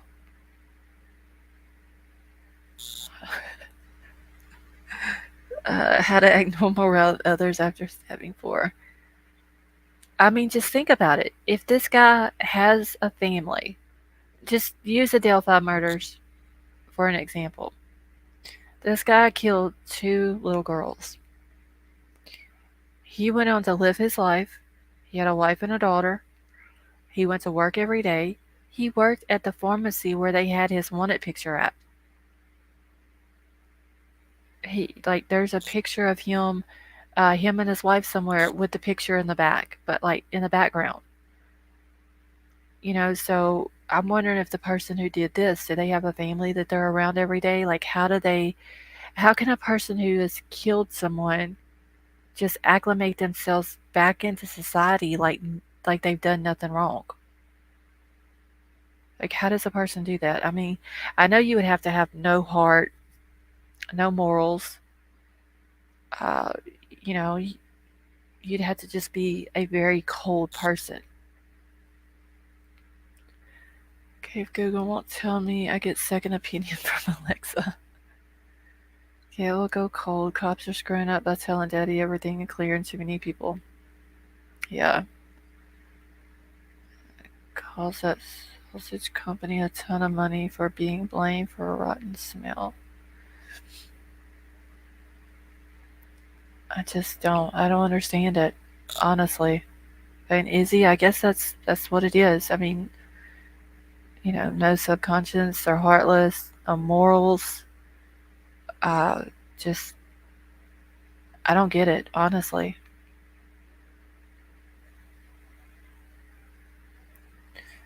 And South Texas, that is true too. They could be a loner. Maybe they can act however they want to act, I guess, if there's no family or friends around them. Okay, this wasn't gonna get. Okay, the police there never takes reports. Still, I don't understand why the police don't take reports on anything. Oh, and hold on. Let me go back to the Moscow's website because I always read through their daily activity log, and just to see how many calls they're getting in that area. And on one of the days, somebody had found a box of knives on Taylor Avenue. I just got to find the day. So give me 1 second. Let's see. Concern for his friend. Okay, so here's one here. A welfare check. Caller advised that he's concerned for his friend. Officer contacted. No report. I mean, you have welfare checks, and they don't even do a report on it. I don't get it.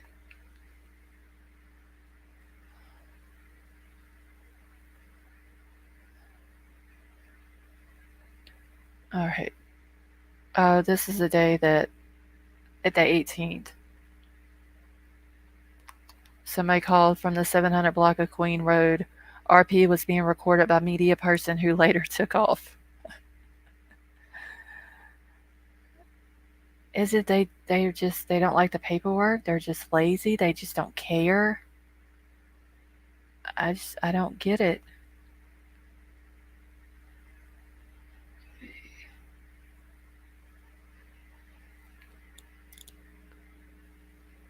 See if I can find the one that was on.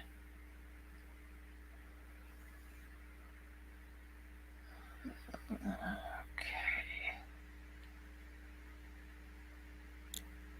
I don't remember what day it was on, but I do remember seeing it on Taylor Avenue. Let me go to the 19th and see if that was it.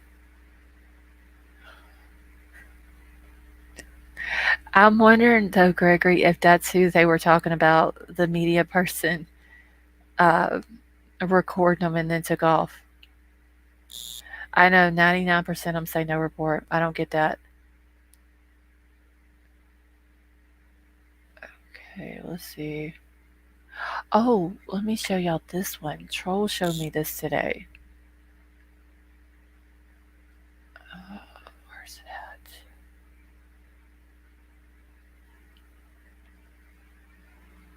Hold on, it may take it a second to come up.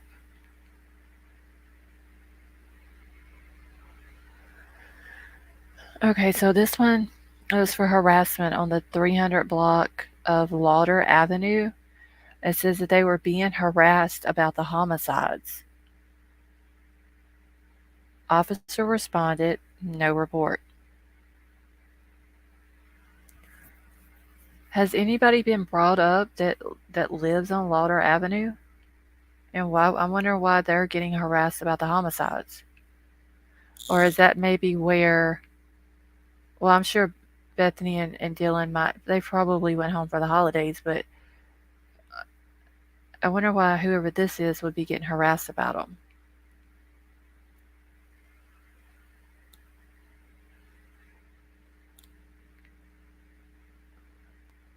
Okay, what is this one? See, here's another welfare check. Stacey Mills walking in the middle of the street. Safety stops as RPD. Oh, okay, that's to it. Okay, here it is, right here. A suspicious person or circumstance. 600 block of Taylor Avenue. RP states that a driver found a box of knives sitting on one of the totes at the address. Did not remove them. Officer advised no report. And I don't know how close to 600 block. I'm going to have to go to maps real quick. Give me just 1 second. Suspect way, and I can tell you.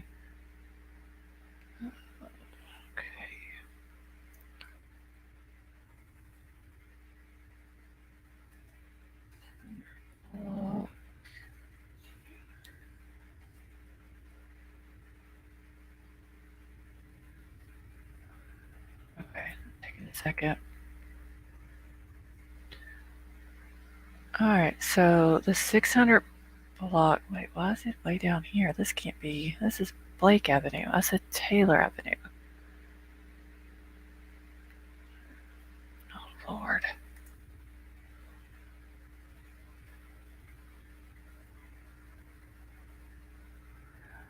Maps isn't wanting to cooperate tonight. Now it's taking me down to downtown.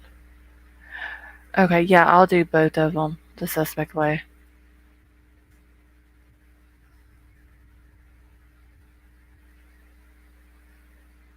It keeps taking me to Blake Avenue at the 600 block. Isn't... No, that can't be it because that's 1305. Oh, shit. Hold on, y'all. Okay, so the 600 block of Taylor Avenue would start at the corner of Blake Avenue and Taylor Avenue.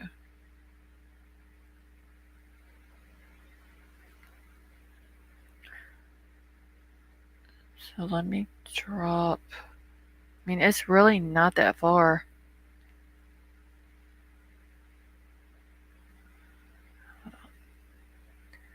I'm gonna bring y'all over to maps.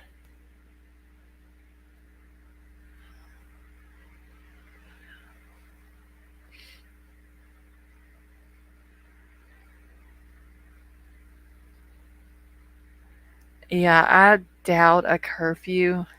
Which, I mean, I get the point of a curfew, but I don't see a curfew working for a college town. I don't think the college. I think the college would like fight against the curfew because the kids 2 or 3 o'clock in the morning. They may be at a bar, uh, stopping to get something to eat, just like how Kaylee and Maddie did before going home. I don't think the college would allow that, because if they start doing that and the kids can't go out late at night because of a curfew, and kids are not going to go to that college. All right, so here's where at the corner of Blake and Taylor's, where 600 block of Taylor Avenue starts. And I don't know if I can pin this. I need a pin. Damn it. There it goes. I don't need that pulled up.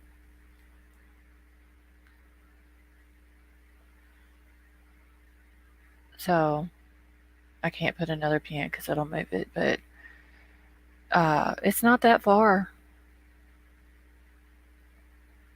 I don't know what kind of knobs it was. It just had a box of knobs. And let me go back and find the other address real quick.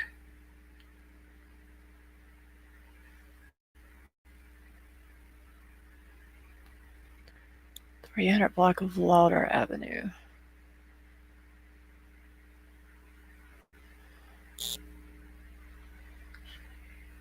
Go right here.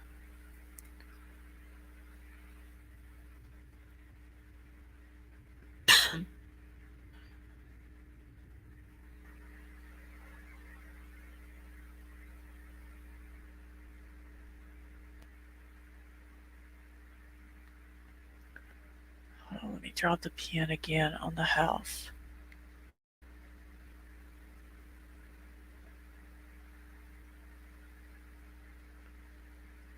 Alright, so there's the house. Thank you, Sifa. Shit, no, Lost Lauder Avenue. Hold on, I have to find it here in a second. Oh, ain't that about a bitch?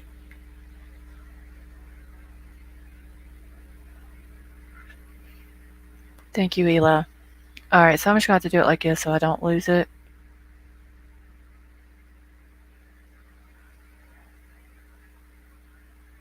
So this is where the 300 block starts at. And the house is right here. So still not that far away. The killings, I wasn't drugged.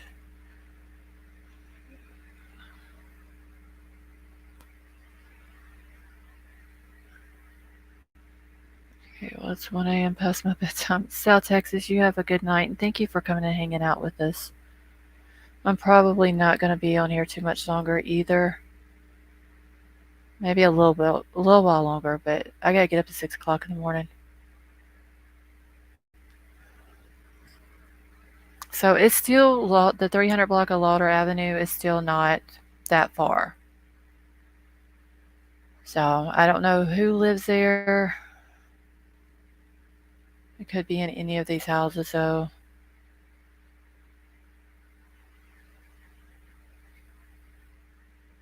I don't think we've come across anybody that lives on that street.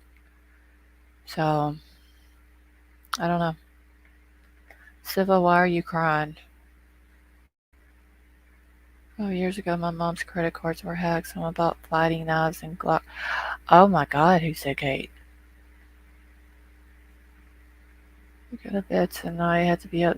Yeah, White Little Baby, I gotta get up at 6 o'clock in the morning. So, I mean, y'all know what time I went to bed last night. It was like late as hell last night. Alright, so I think that was all that I had to show on their call logs. Like I said, I look at the call activity, daily log activity every day. And just looking through the different stuff on here, like, they don't take reports for half the stuff. There's been no welfare check on here that I've seen that's got a report at all. Girls that live a secret life makes the hunt more difficult. If the locals start harassing the person from 300 block, they may have heard some rumors. Well, y'all remember I showed y'all the other night where someone had called into the police and said, let me see if I can find that one to see what that address was. But you remember they said that they wanted to call the police and report that they had heard rumors from their roommate. I don't remember uh, what the address was though. Okay, that's about the media person.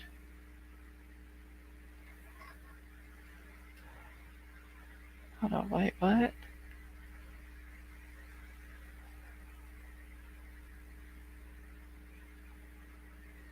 Okay. Alright, I had to answer that real quick, sorry. Okay.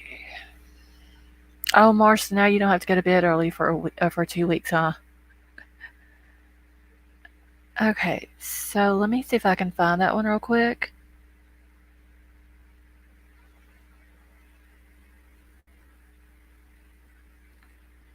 Here's another one in Travois Way and Pinecone Road. RP reporting suspicious circumstances of a strange male asking suspicious questions.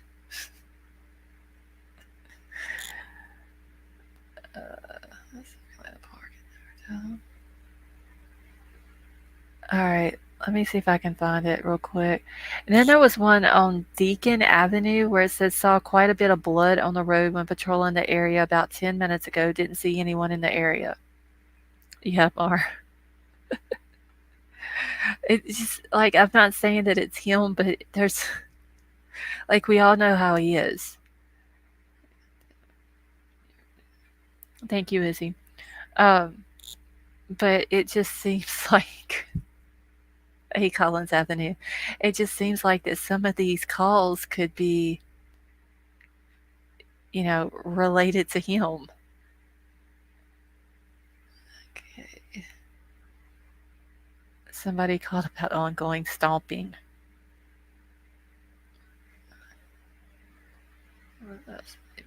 Oh my gosh, people up there, y'all. Some of these. Do y'all ever pay attention to the daily call things on the Moscow website? Hey, Chris, how are you? Okay, those two survivors. One looks shady. Sorry to say. Other looks like she could be persuaded. It's Sean. Yeah. I'm pretty sure I know which one you're talking about that looks shady. Yes, Collins Avenue. I'm doing good. How about yourself? Which student has the electrician parent? I know that Xana's dad is the one that changed the locks on the house. I don't know about any of the rest of them having an electrician parent. I think Kylie's dad, he's in tech, right? Kaylee's dad is in tech. Uh, I don't know what Xana's dad does other than that. I mean, that's the only thing that I know him to do. So I don't know if he does like handiwork or if he does uh, another type of job or what. Let's see. I used to read the daily. Just see the police logs. I mean, they got some weird calls in this town. Vapor was so funny. Okay. Here's another suspicious person. Someone knocked on RP's door less than 10 minutes ago, but was hiding off to the right. Guess what? There wasn't a report taken. I don't understand some of the things that these people, like, they call in for, but then they don't, they don't do a report. I don't get it. You call the police here, there's going to be 4 cops standing wherever the call was called to, and they're all 4 going to make reports. Yeah, Simple Butterfly, I did see that, where she says she didn't live there.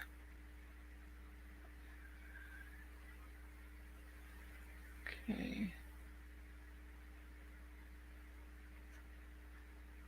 Well, I mean, I didn't want to, like, say her name out, but everybody knows who I think.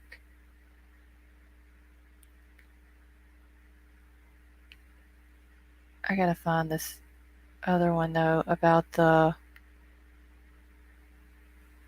I want to know what their address was, and I bet you I'm not gonna be able to find it.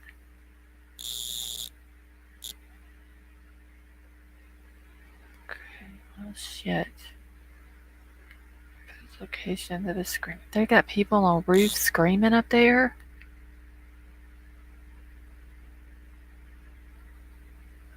I mean, the Amazon.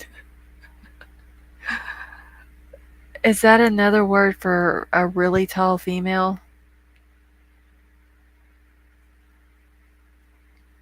Let me think. So, Eli, you used to be in law enforcement?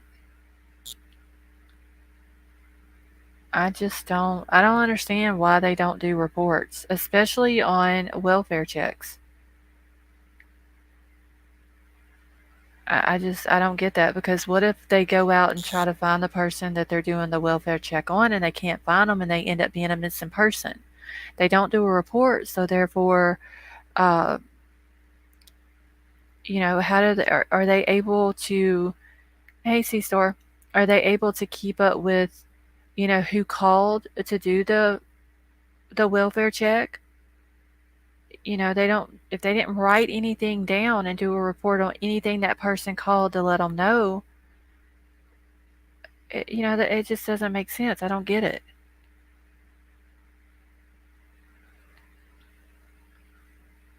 All right, let me see. I'm trying to find the one about there's a male in the area that is yelling at the world.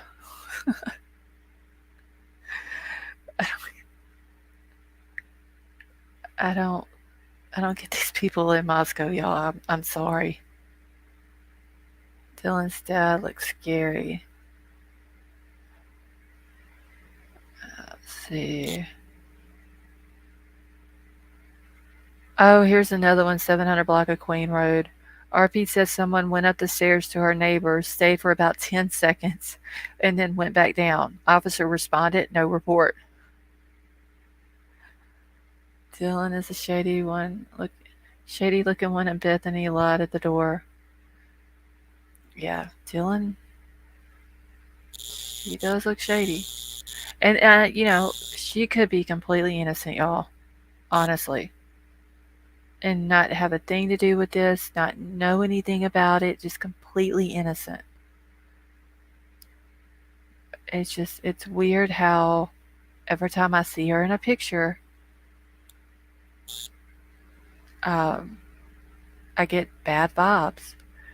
Let's see. We caught Ted Bundy in Pensacola, 19. Oh, wow.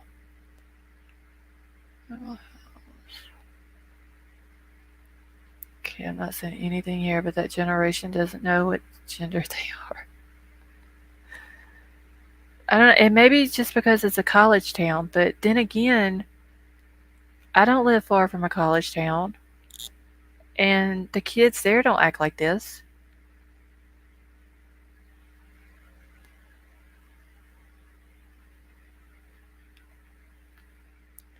Okay, somebody had a grease fire on Taylor Avenue. Let's see. I want to find the one.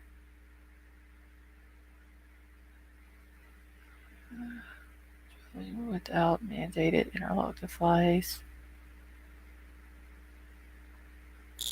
I may just have to try to find it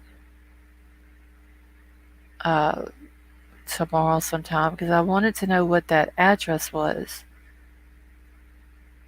I didn't even think to look at it the other night and see if it was an address that, that maybe we had heard of. Here's another one. Third-party report of a Prowler. Male unknown further. Officer responded. They didn't even take a report on a Prowler. That's... They need to fire all the cops in Moscow. Hire ones that will actually do the work.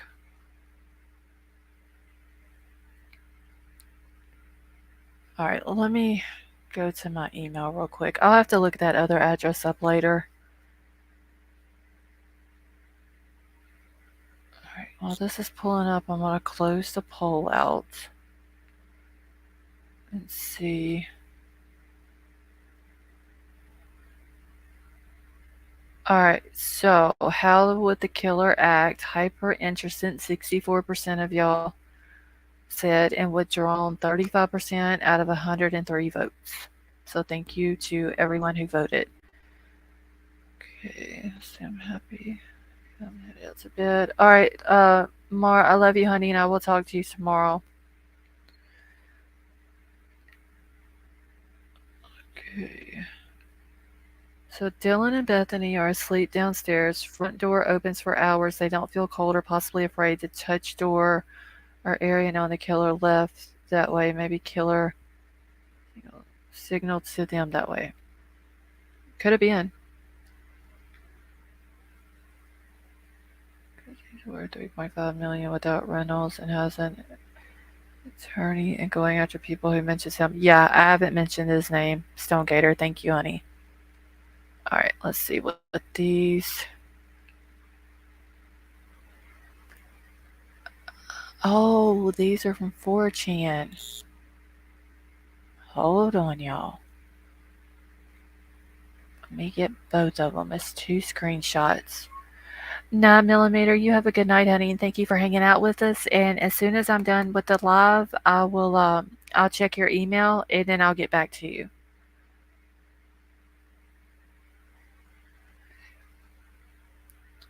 Yeah, thank you so much for that, Stonegater, which I didn't mention him. I just mentioned that he lived in Colorado, so what did this not download? Damn it. Okay. Bundy was an extrovert, rare but happens. Wasn't Bundy, like, I don't know a whole lot about him, but wasn't he like a ladies' man, so to speak?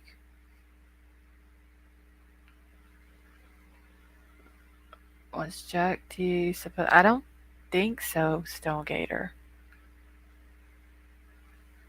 Thank you, 9mm. Many hugs to you too as well. Okay, he was. Okay. Well, I mean, an extrovert, you know, that does make sense, I guess. In a new trial in January, I think it starts. I have lives on it.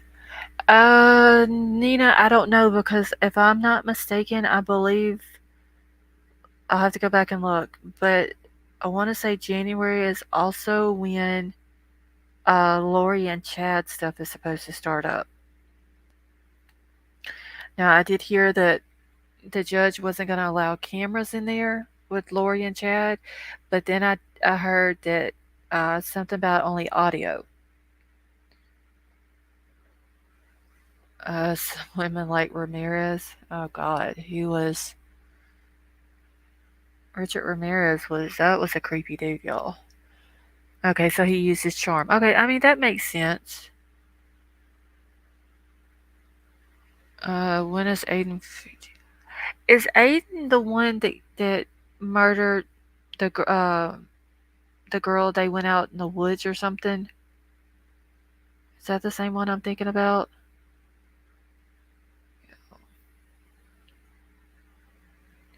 Okay, all courts need cam and audio, but Brian, I don't think they're going to allow the cameras in with Lori and Chad. I don't believe. I wish they would. Wait, let me see. And Free Flight, how are you? I'm sorry I missed whenever you came in. Murdered his little cousin. Okay, yes, Tristan Bailey. That's the one I'm thinking about. When it was like by a pond or something, I want to say. Okay, Lori gonna get all dolled up for Chad. She probably is Sinful Butterfly, but Chad wouldn't want to have a trial with her. He wanted it severed. He wanted them separate, and the judge was like, "No, we're not going to do that. We're not going to have 2 trials with the same evidence and the same witnesses. There's no point in it."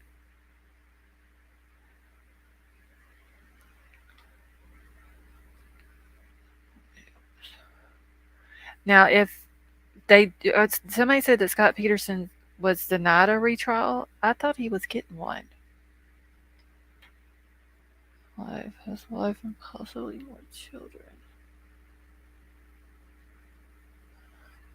All right, let me get these screenshots pulled up real quick, y'all. Oh, Melanie Gibbs, she makes me sick, y'all. She even admitted to lying.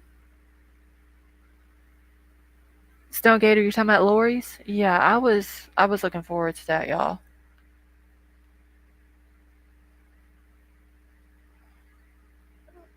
I want to be in for life. Yeah, I want to see how Lori acts, honestly. And I haven't heard if they're going after the death penalty for Lori, but I have heard they are for Chad.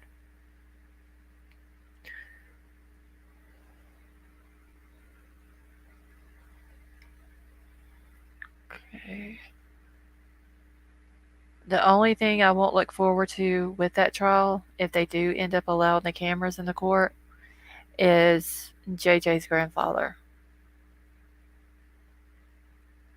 And, and his reactions and stuff like that. So they're both on the table for death penalty? Oh, see, I didn't know they were going after Lori. That's good, though, because she deserves it, too. Yeah. Raccoon shooting Chad, knowing his ass didn't do that. He just did that, sent that to his wife Tammy, because they had burnt that stuff that day. And y'all know what I'm talking about when I say burned. And he just used that in case she asked anything about it. Yeah, JJ's grandparents are going to be there. They're from Lake Charles, Louisiana. And everything that Lori or Chad has ever went to court for since this happened, no matter what it was, they've always been there.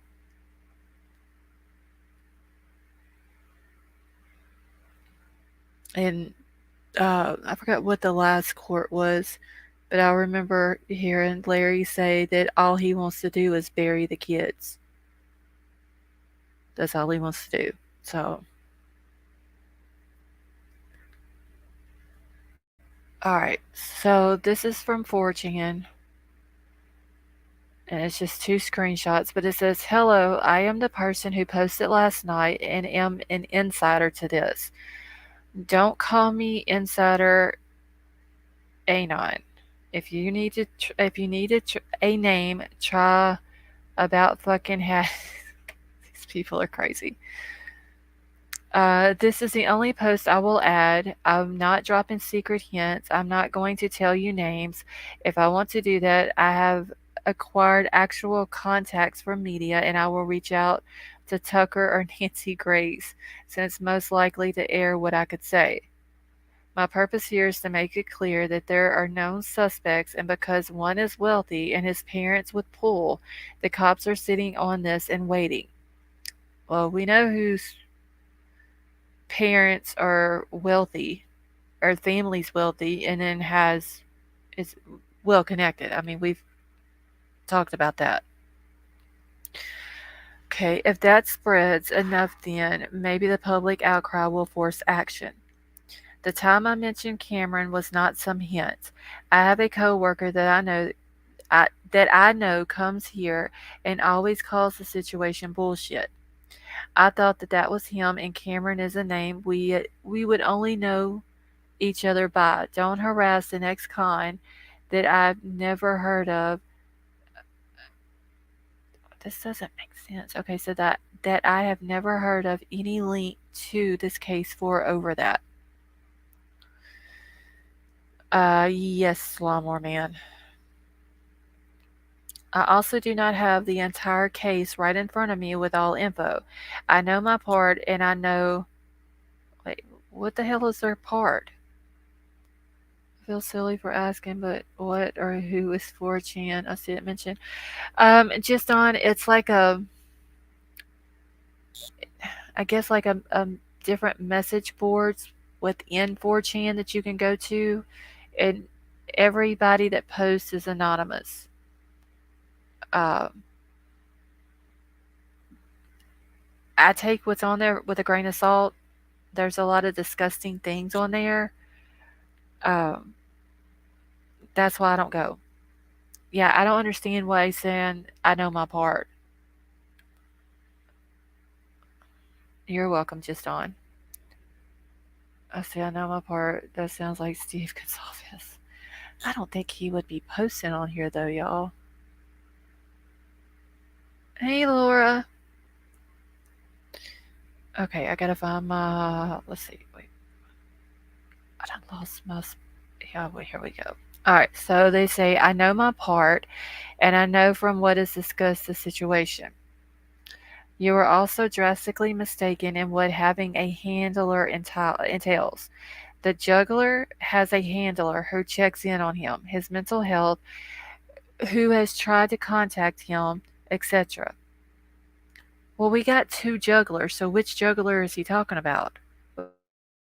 We got creepy neighbor juggler, and then we got Jack D juggler.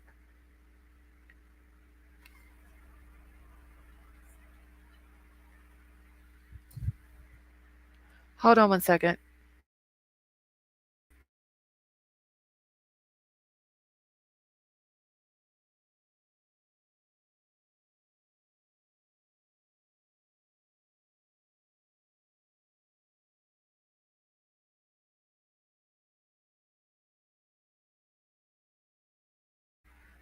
Okay, I was making sure I had the right one. All right, so the juggler has a handler who checks in on him, his mental health, who has tried to contact him, etc. If he were smarter, he might realize that this person is in the agency, not just a counselor, but the handler does have full mental health crisis training. Hold on, I gotta zoom in a little bit, y'all. I can't see. Okay. Son of a bitch. Now I'm gonna have to do this again. Can everybody see that okay?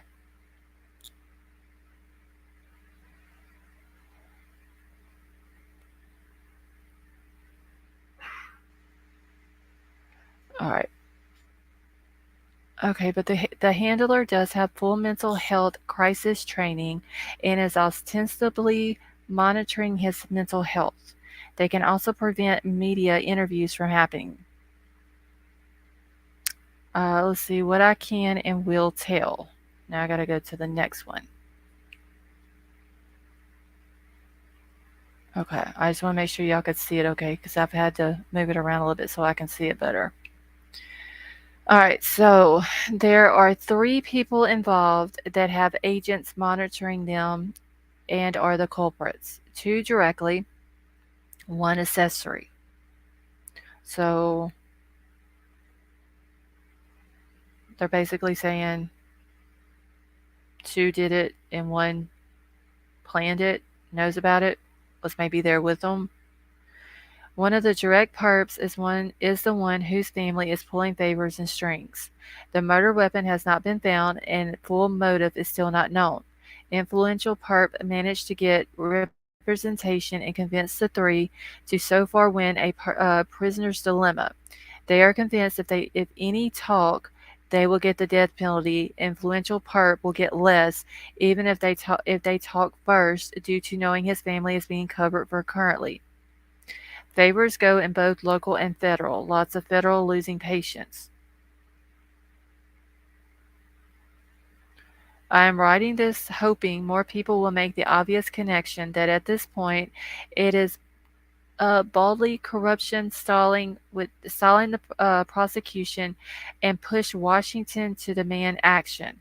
Why? Because I am still paying my student loans and fucking rich kids and moneyed corruption in general. Fuck a rigged game. There were 4 kids killed for fuck's sake. Stop stalking random teens on Facebook and put your focus on pressuring the investigators themselves to act and to do their GD jobs and stop protecting rich murderers. I will be far more effective than obsessing over nonsense. The investigation doesn't need help locating suspects or figuring out who did it. They already damn well know and are sitting on it. They need fire under their asses to act. Thanks for your attention. Well, if this person knows so much, then why haven't they, you know, if Moscow's not doing anything about it and the FBI is not doing anything about it, I'm sure there's somebody over those agents is there that they could go to. This goes back to what I sent you. Look how many cops are alumni from that school. Okay, yeah, 9mm. I'm gonna check it here in just a few minutes. But once it's like whoever wrote this seems like the same person that wrote the other stuff about uh, Dirty South Loach and Barry and all this. Remember that? This seems like the same person. Like they're talking in riddles and codes and all that.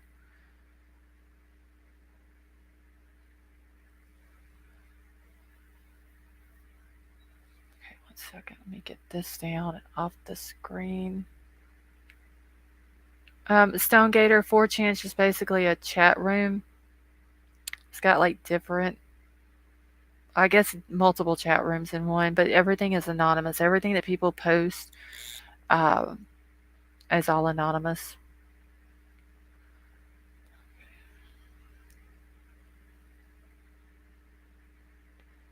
Okay.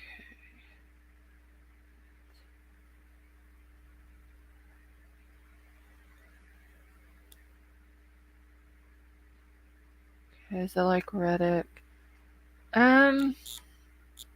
Yeah, I guess sort of like Reddit. I refuse to go there.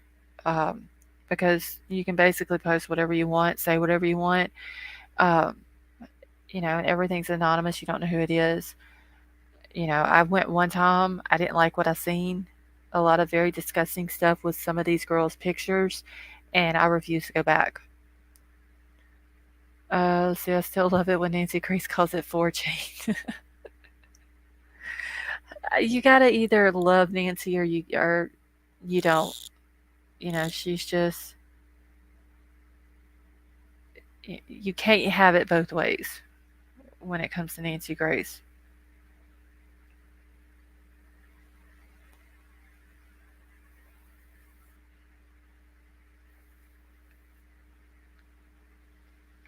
Okay.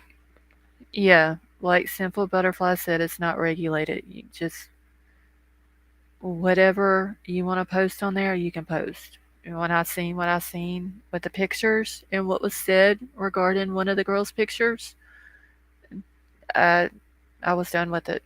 That was the one and only time I'd ever been there.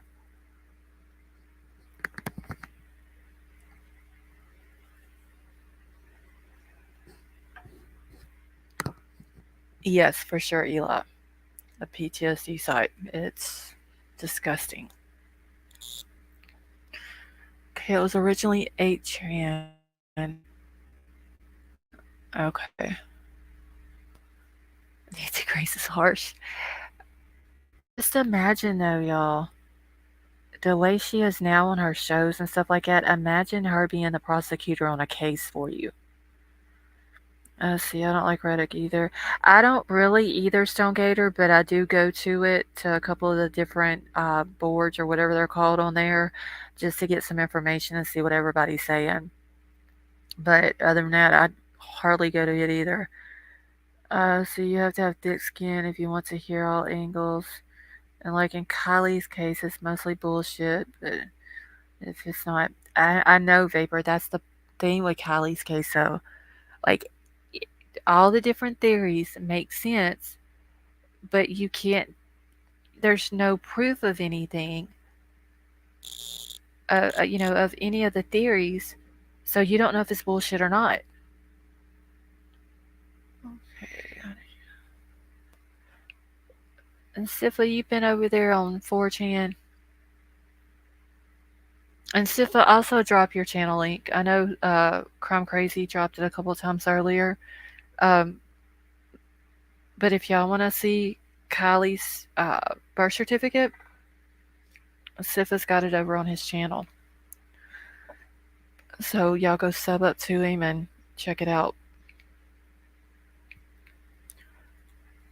Let's see. Remember when Washington FBI went to the house like a week? Yes, Lynn. That was when Nancy Lou was there, and the one guy couldn't hardly get in the van door. Okay, let's see. All right. So I'm just catching back up in chat real quick, y'all. Brennan on 4chan. Ron's dad created 8chan. Oh well, you're welcome, Sifa.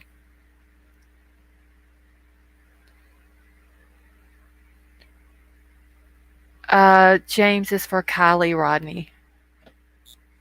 As a lot of people were hollering they couldn't find her birth certificate. She didn't have a birth certificate. Like all this and that. Well, Sifa got it. And he does have receipts for where he purchased it. Because I know there was some people talking about that, which, we know how that goes. If you get some kind of document and people want to scream that it's fake or not real and blah, blah, blah, until you throw a receipt up and show that it is, and then everybody wants to go mute. You're welcome, son. Okay, if a rich, well-connected family member was an assailant, could kill the case. Let's see. I mean, honestly, Ela, a rich, well-connected family, yeah. I mean, they could possibly pay enough money, but if they're talking about the person I think they're talking about, that person's parents are both doctors. Uh, yes, I did see your bank statement with the proof. That person's parents are both doctors. They have connections in other countries. His parents are really good friends, if not best friends, with the lead attorney general for Idaho. His mom is friends with that man's wife, who her father used to work for the Supreme Court. Her father is really good friends with a lady who currently works for the Supreme Court. So, pretty well connected, have money, have the means to get out of the country. So yeah, if they're willing to pay money, I think that they would possibly pay enough to maybe kill the case. So there's, I got a lot of information on that person's parents and who they're connected to. Okay, let's see.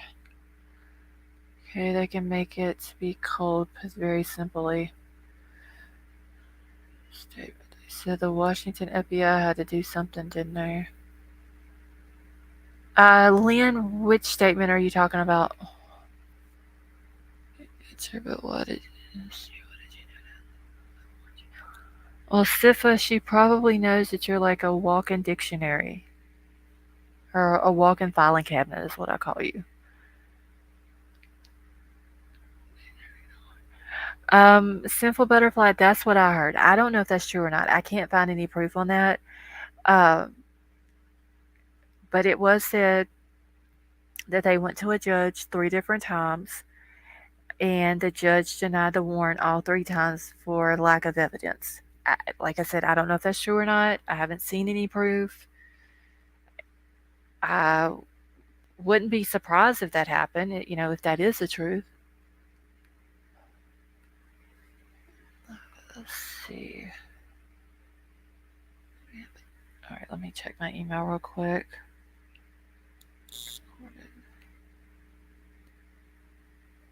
Oh, wait. What is this? Hold on. hold on. I gotta go to my email on the computer real quick. Okay, wait, what is Jim J saying? Where's Jim J's comment? I don't see Jim J.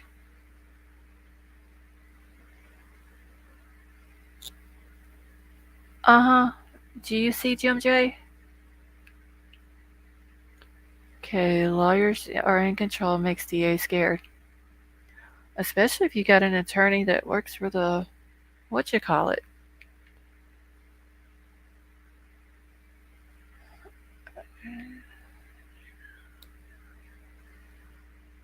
Alright, I'm trying to figure out where Jim J is that I was talking to. Her name is still in the chat. Recently? I don't see her either, but is just sitting there talking to her.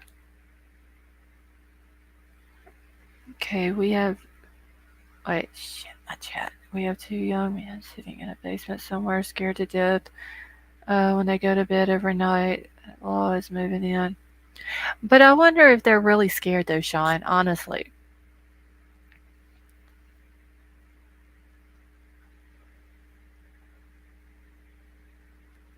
You know, are the, because it makes sense what you're saying.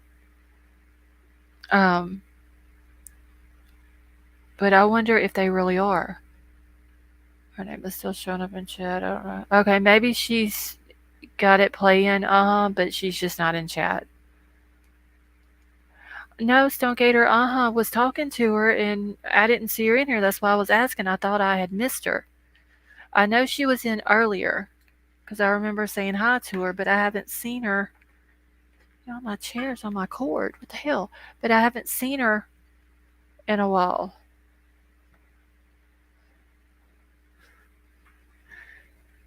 Oh. Okay, let me go to this right here and see what this video is real quick.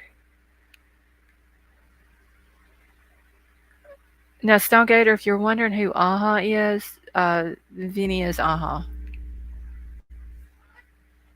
Okay, Jack D is playing with Kaylee's dog who has full ownership. Ryan, that is sad. Like, I know that he owned the dog with Kaylee, but he should have let her family have that dog. James is Vinny.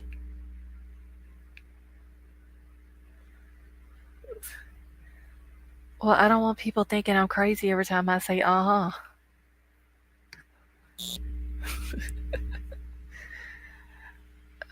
let's see. What is this?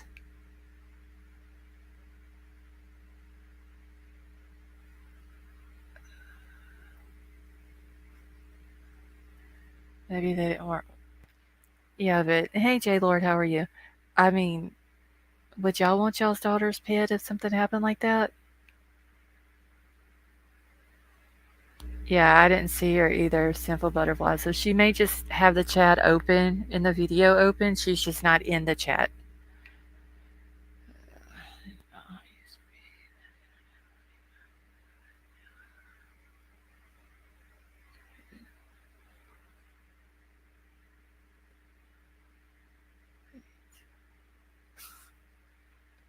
Fight little baby.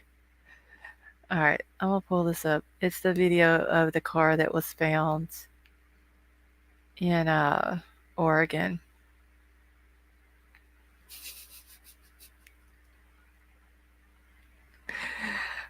White Widow baby. I done got told off about your name. That same person's gonna find a way to get themselves unblocked and tell me about the stuff that you say.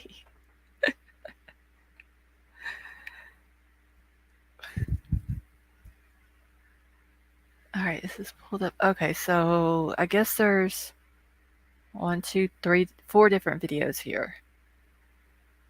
Alright, so I'm gonna go to this one first. Oh. Right. Shit. Got it. I don't want to touch it and see if there is a license plate. Okay, can y'all hear that?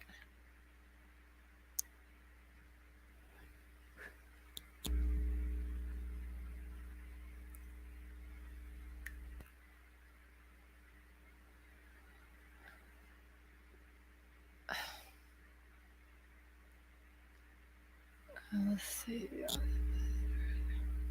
Okay, I just want to make sure y'all could hear it. Because that shit was loud. Hold on, I gotta cut it down just a little bit because it's too loud in my headset. Oh, piss off. Oh, it just straight skipped. Alright, so that's just the VIN number.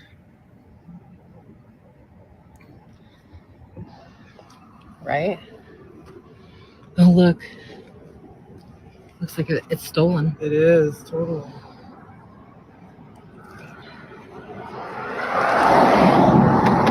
There's receipts in it. Broken glass. The gas tank's open. Yeah, this is totally stolen. Rainbow. Oh, look at Yeah, there's glass on the seat. tint is gone. You can see right in there. Yep.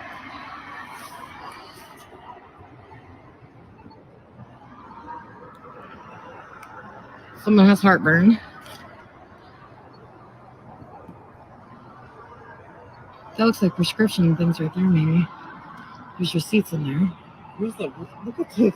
I know, The it's... mirror. The mirror has a mask and some stuff on it. I wonder what that... Oh, it's a mask. I thought it was a receipt. I'm like, No, ooh. those are like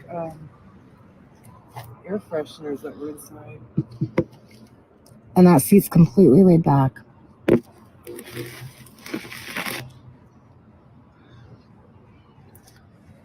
Crazy. Okay. Right? Is this the one we just Yeah, they watched? I don't want to touch it and see if there is a license plate on it, but the VIN will be right. Oh, the VIN's right there. Okay, The VIN's right that's there. the one we just watched.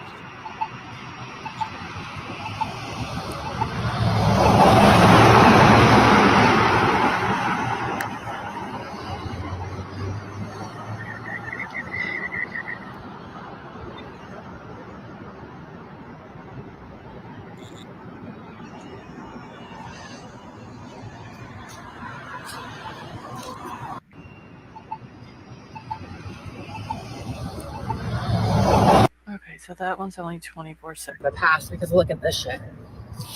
Like right here. It's the past, because look at this shit. Like right here. It's the Okay.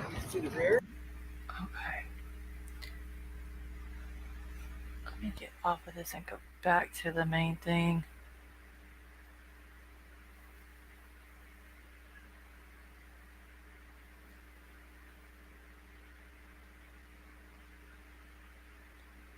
Because we watch all of them. Yeah, they did. I don't want to touch it and see if there is a license plate on it, but the VIN will be right. Oh, the VIN's right there. The VIN's right there. I just can't. Can you shine a light on that? Right. Okay, so that was all of them. The lawnmower man, yes. I'll say it again. I know y'all may be tired of hearing it, but it's super weird how the guy who owns the house is in Colorado, the woman who owns the car is from Colorado. 4 people are killed in this house that belongs to a man from Colorado, and the police in that area just happen to be looking for a white 2011 to 13 Hyundai Elantra. And the person who owns this 2013 white Hyundai Elantra is from Colorado. It's just too much for it not to be connected. And I'm not saying for sure that it is. It's just very suspicious. Let's see.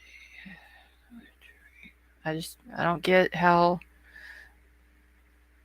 just by talking to the owner of the car,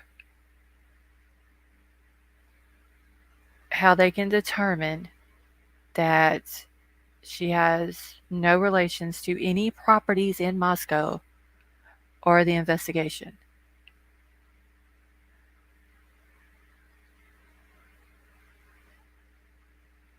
I don't get it. And Maddie, did y'all know that Maddie was born in Eugene, Oregon?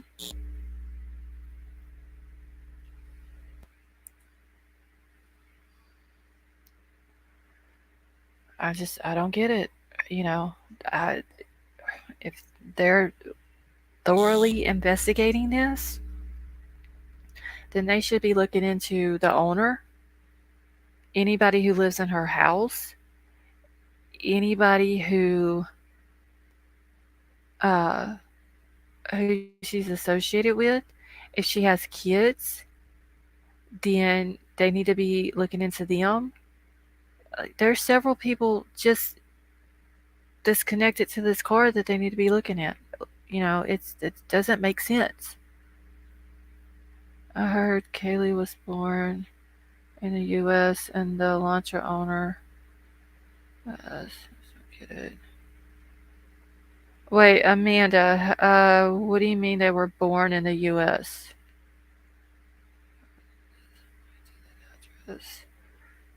No, There's, as of right now, we haven't been able to connect the car to the address of the owner, of the guy who owns the house.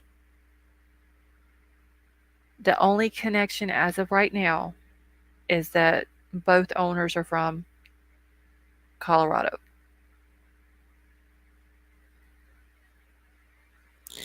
And see, I'm wondering if anybody from Moscow Police Department or the FBI that's working a case there, hey Pagan, I'm wondering if any of them even went out to Oregon to look at this car and get prints off of it or do, you know, DNA swabs or whatever you call it.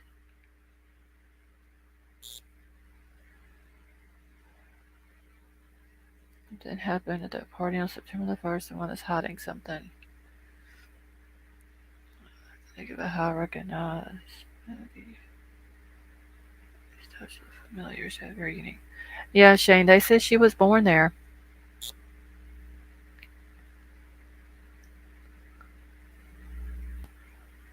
Yeah. Sybil, I didn't understand what she was saying. Baby Boop, I asked the same thing earlier.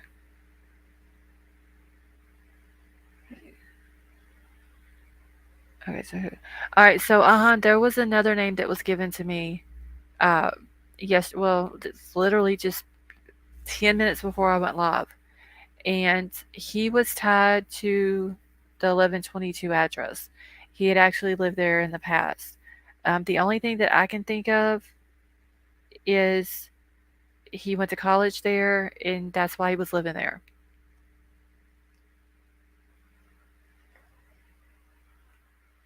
And that would be really the only tie that he would have to the owner, is that he was living there. Courtney, who has? I was waiting to see where she was coming from. Yeah, unless she's not from the U.S. I don't know. I don't understand what she was talking about, honestly. So it's the what a launcher police are looking for in the car side. It's, as of right now, the only thing we can tie the car to that has anything to do with the house where the murders happened is that the owner of the car and the owner of the house both live in Colorado, and the police just happened to be looking for 2000. Like I said, the car that was found in Oregon is a 2013. So the only connection is both owners live in Colorado, and police who are investigating the murders that happened in this house whose owner lives in Colorado. They're looking for a 2013 or 2011 to 2013 white Elantra, and this person who owns this 2013 white Elantra just happens to be from Colorado. It's almost like a triangle, y'all. It's like there's a missing link there to make it a square. You see what I'm saying? It's I don't. There's got to be some connection somewhere.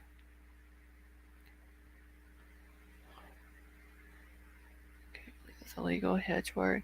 Yeah, D22. If you read what Moscow police put out when they put out their update today on it, they said that the owner comes back or is from Colorado.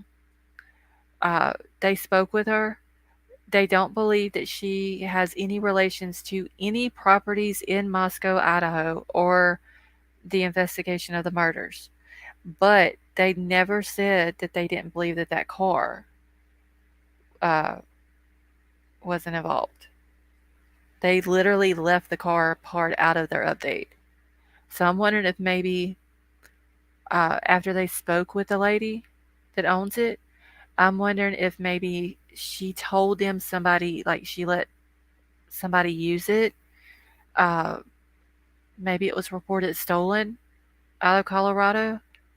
Uh, if she told them that, then it'd be very easy for police to go back to Colorado where she's from to see if there was, a report made for it being stolen, to back it up, or she let someone borrow it. ACGO went to the house. Do you think? Oh, wait, hold on. Let me see what Pagan says. Okay, so do you guys remember when the AC guy went to the house? Do you think they may have found cameras in the vents where someone could watch them remotely what the girls were doing? I've never thought about that, Pagan.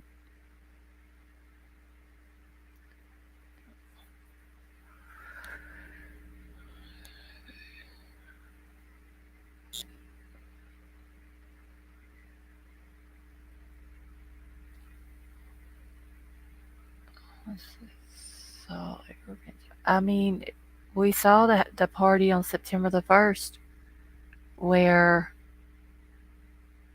none of the girls who lived in the house was even there when the party was going on. No telling who anybody could have did anything in that house while them girls wasn't there. Which Bethany, we know she was there, but I'm wondering if she was living there at the time. But anybody could have did anything in that house during a party. They could have put cameras up, anything like that. The first party into the house. We have some info on them. Just scared.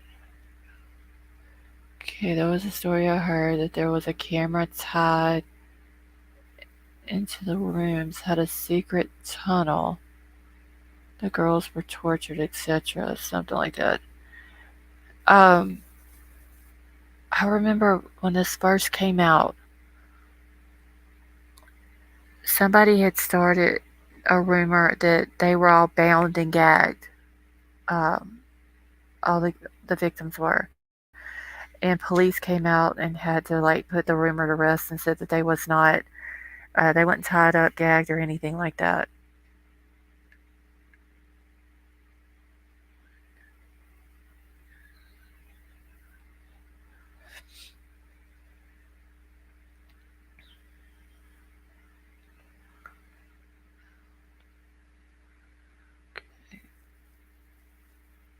Yeah, you kind of have to take 4chan with a grain of salt. Just like the one I read tonight.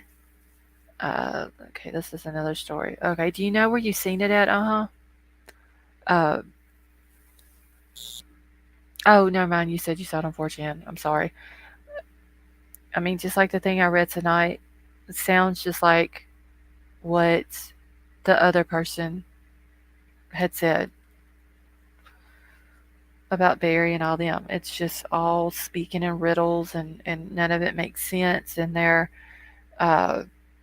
almost like they're making their sentences short, like they're not complete sentences. Yeah, I don't either. I don't like it at all.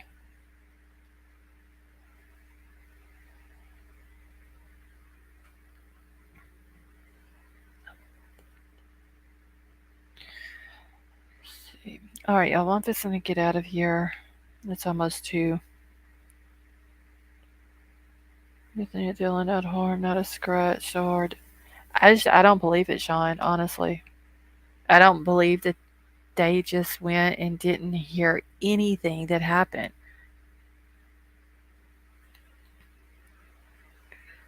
Hey JB, how are you? No essay was maybe throw off.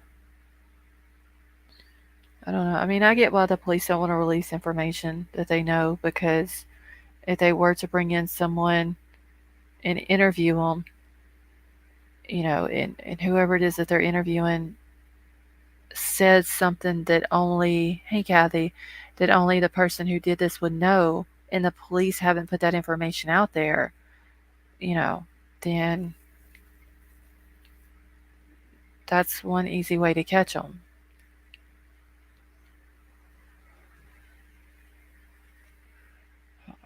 Let me look at this real quick.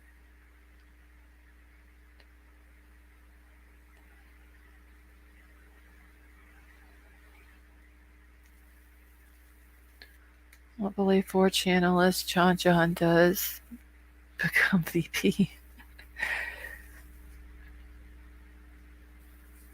Let's see, did you know that there was a volunteer with the cops in September? No, James, I didn't know that. Eli, you have a good night.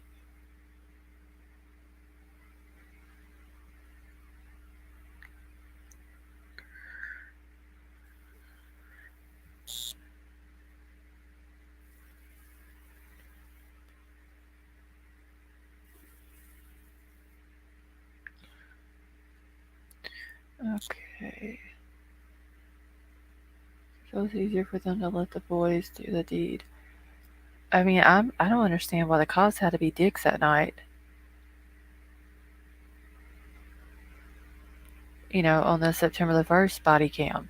Like, what was the point of them acting that way and saying what they were saying about the kids? Sean, you are very welcome, and thank you for coming and hanging out with us.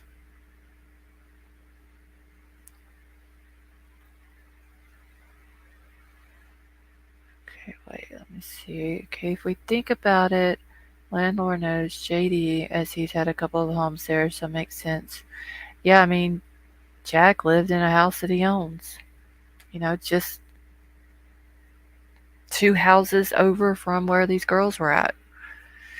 Miss Honey Penny, you have a good night too, honey. Let's see, laced in white claws. The one cop's gonna be like, he said something about the white claws being nasty or something. And then a few seconds later, he says something about, I've never tried them. Well, how the hell do you know they're not good? Baby Boop, you have a good night too. We love you. Let's see, cops never been dicks around here. State troopers are dicks by nature, I do believe. Where I live, most of the cops are dicks.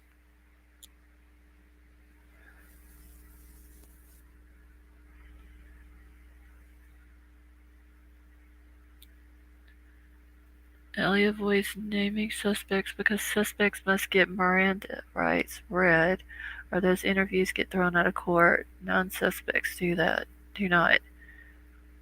I mean, they haven't even put a profile on this person.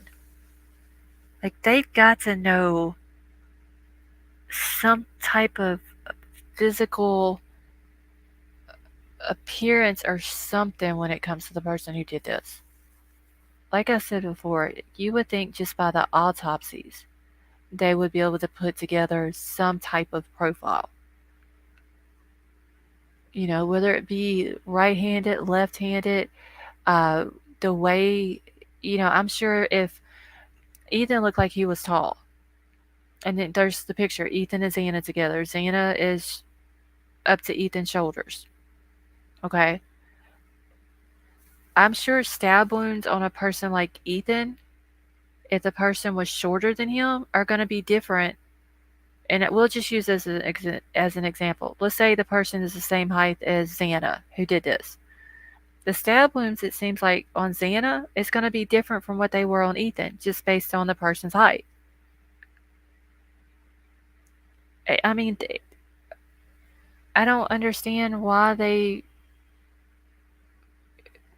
haven't came up with this.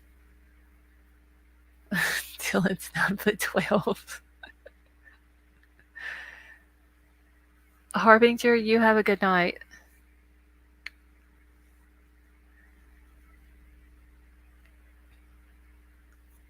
I mean, I don't understand how they, just from that, how they can't come up with something.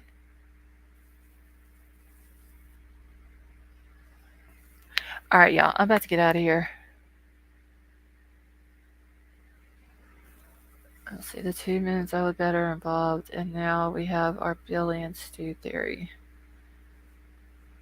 Okay, and from where the hits come from, side front. I mean,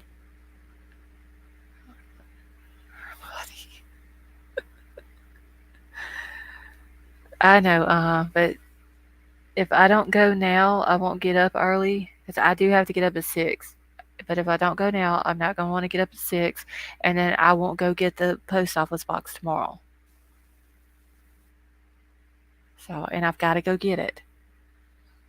Sean, thanks for coming and hanging out with us, and you have a good night. D22, you have a good night as well. Yeah, it's already 2 o'clock, and I got to get up at 6. I'm going to be dead ass tired tomorrow, y'all. The suspect way, you have a good night too. It's time for us to get out of here. Thank you all for coming and hanging out with us. Thank you to all of the ones who did the super stickers, super chats, new members, new subs. Thank you, Sybil. I love you all. I hope you all have a wonderful night. Also, don't forget, let's see, what is today? It's now Wednesday. So Thursday night, the 22nd, is when I'm going to do the Christmas live. So we won't really be talking about a case per se. I mean, if it gets brought up in chat, then that's fine. But I hope all of you can join us for that. Thank you, and much love to you as well. So I will talk to you tomorrow. James, okay, James, that's fine. Just whenever I start the live, just let me know and I'll drop the link for you. So I love you all. I hope you all have a wonderful night or day wherever you may be in this world, and I will see y'all tomorrow.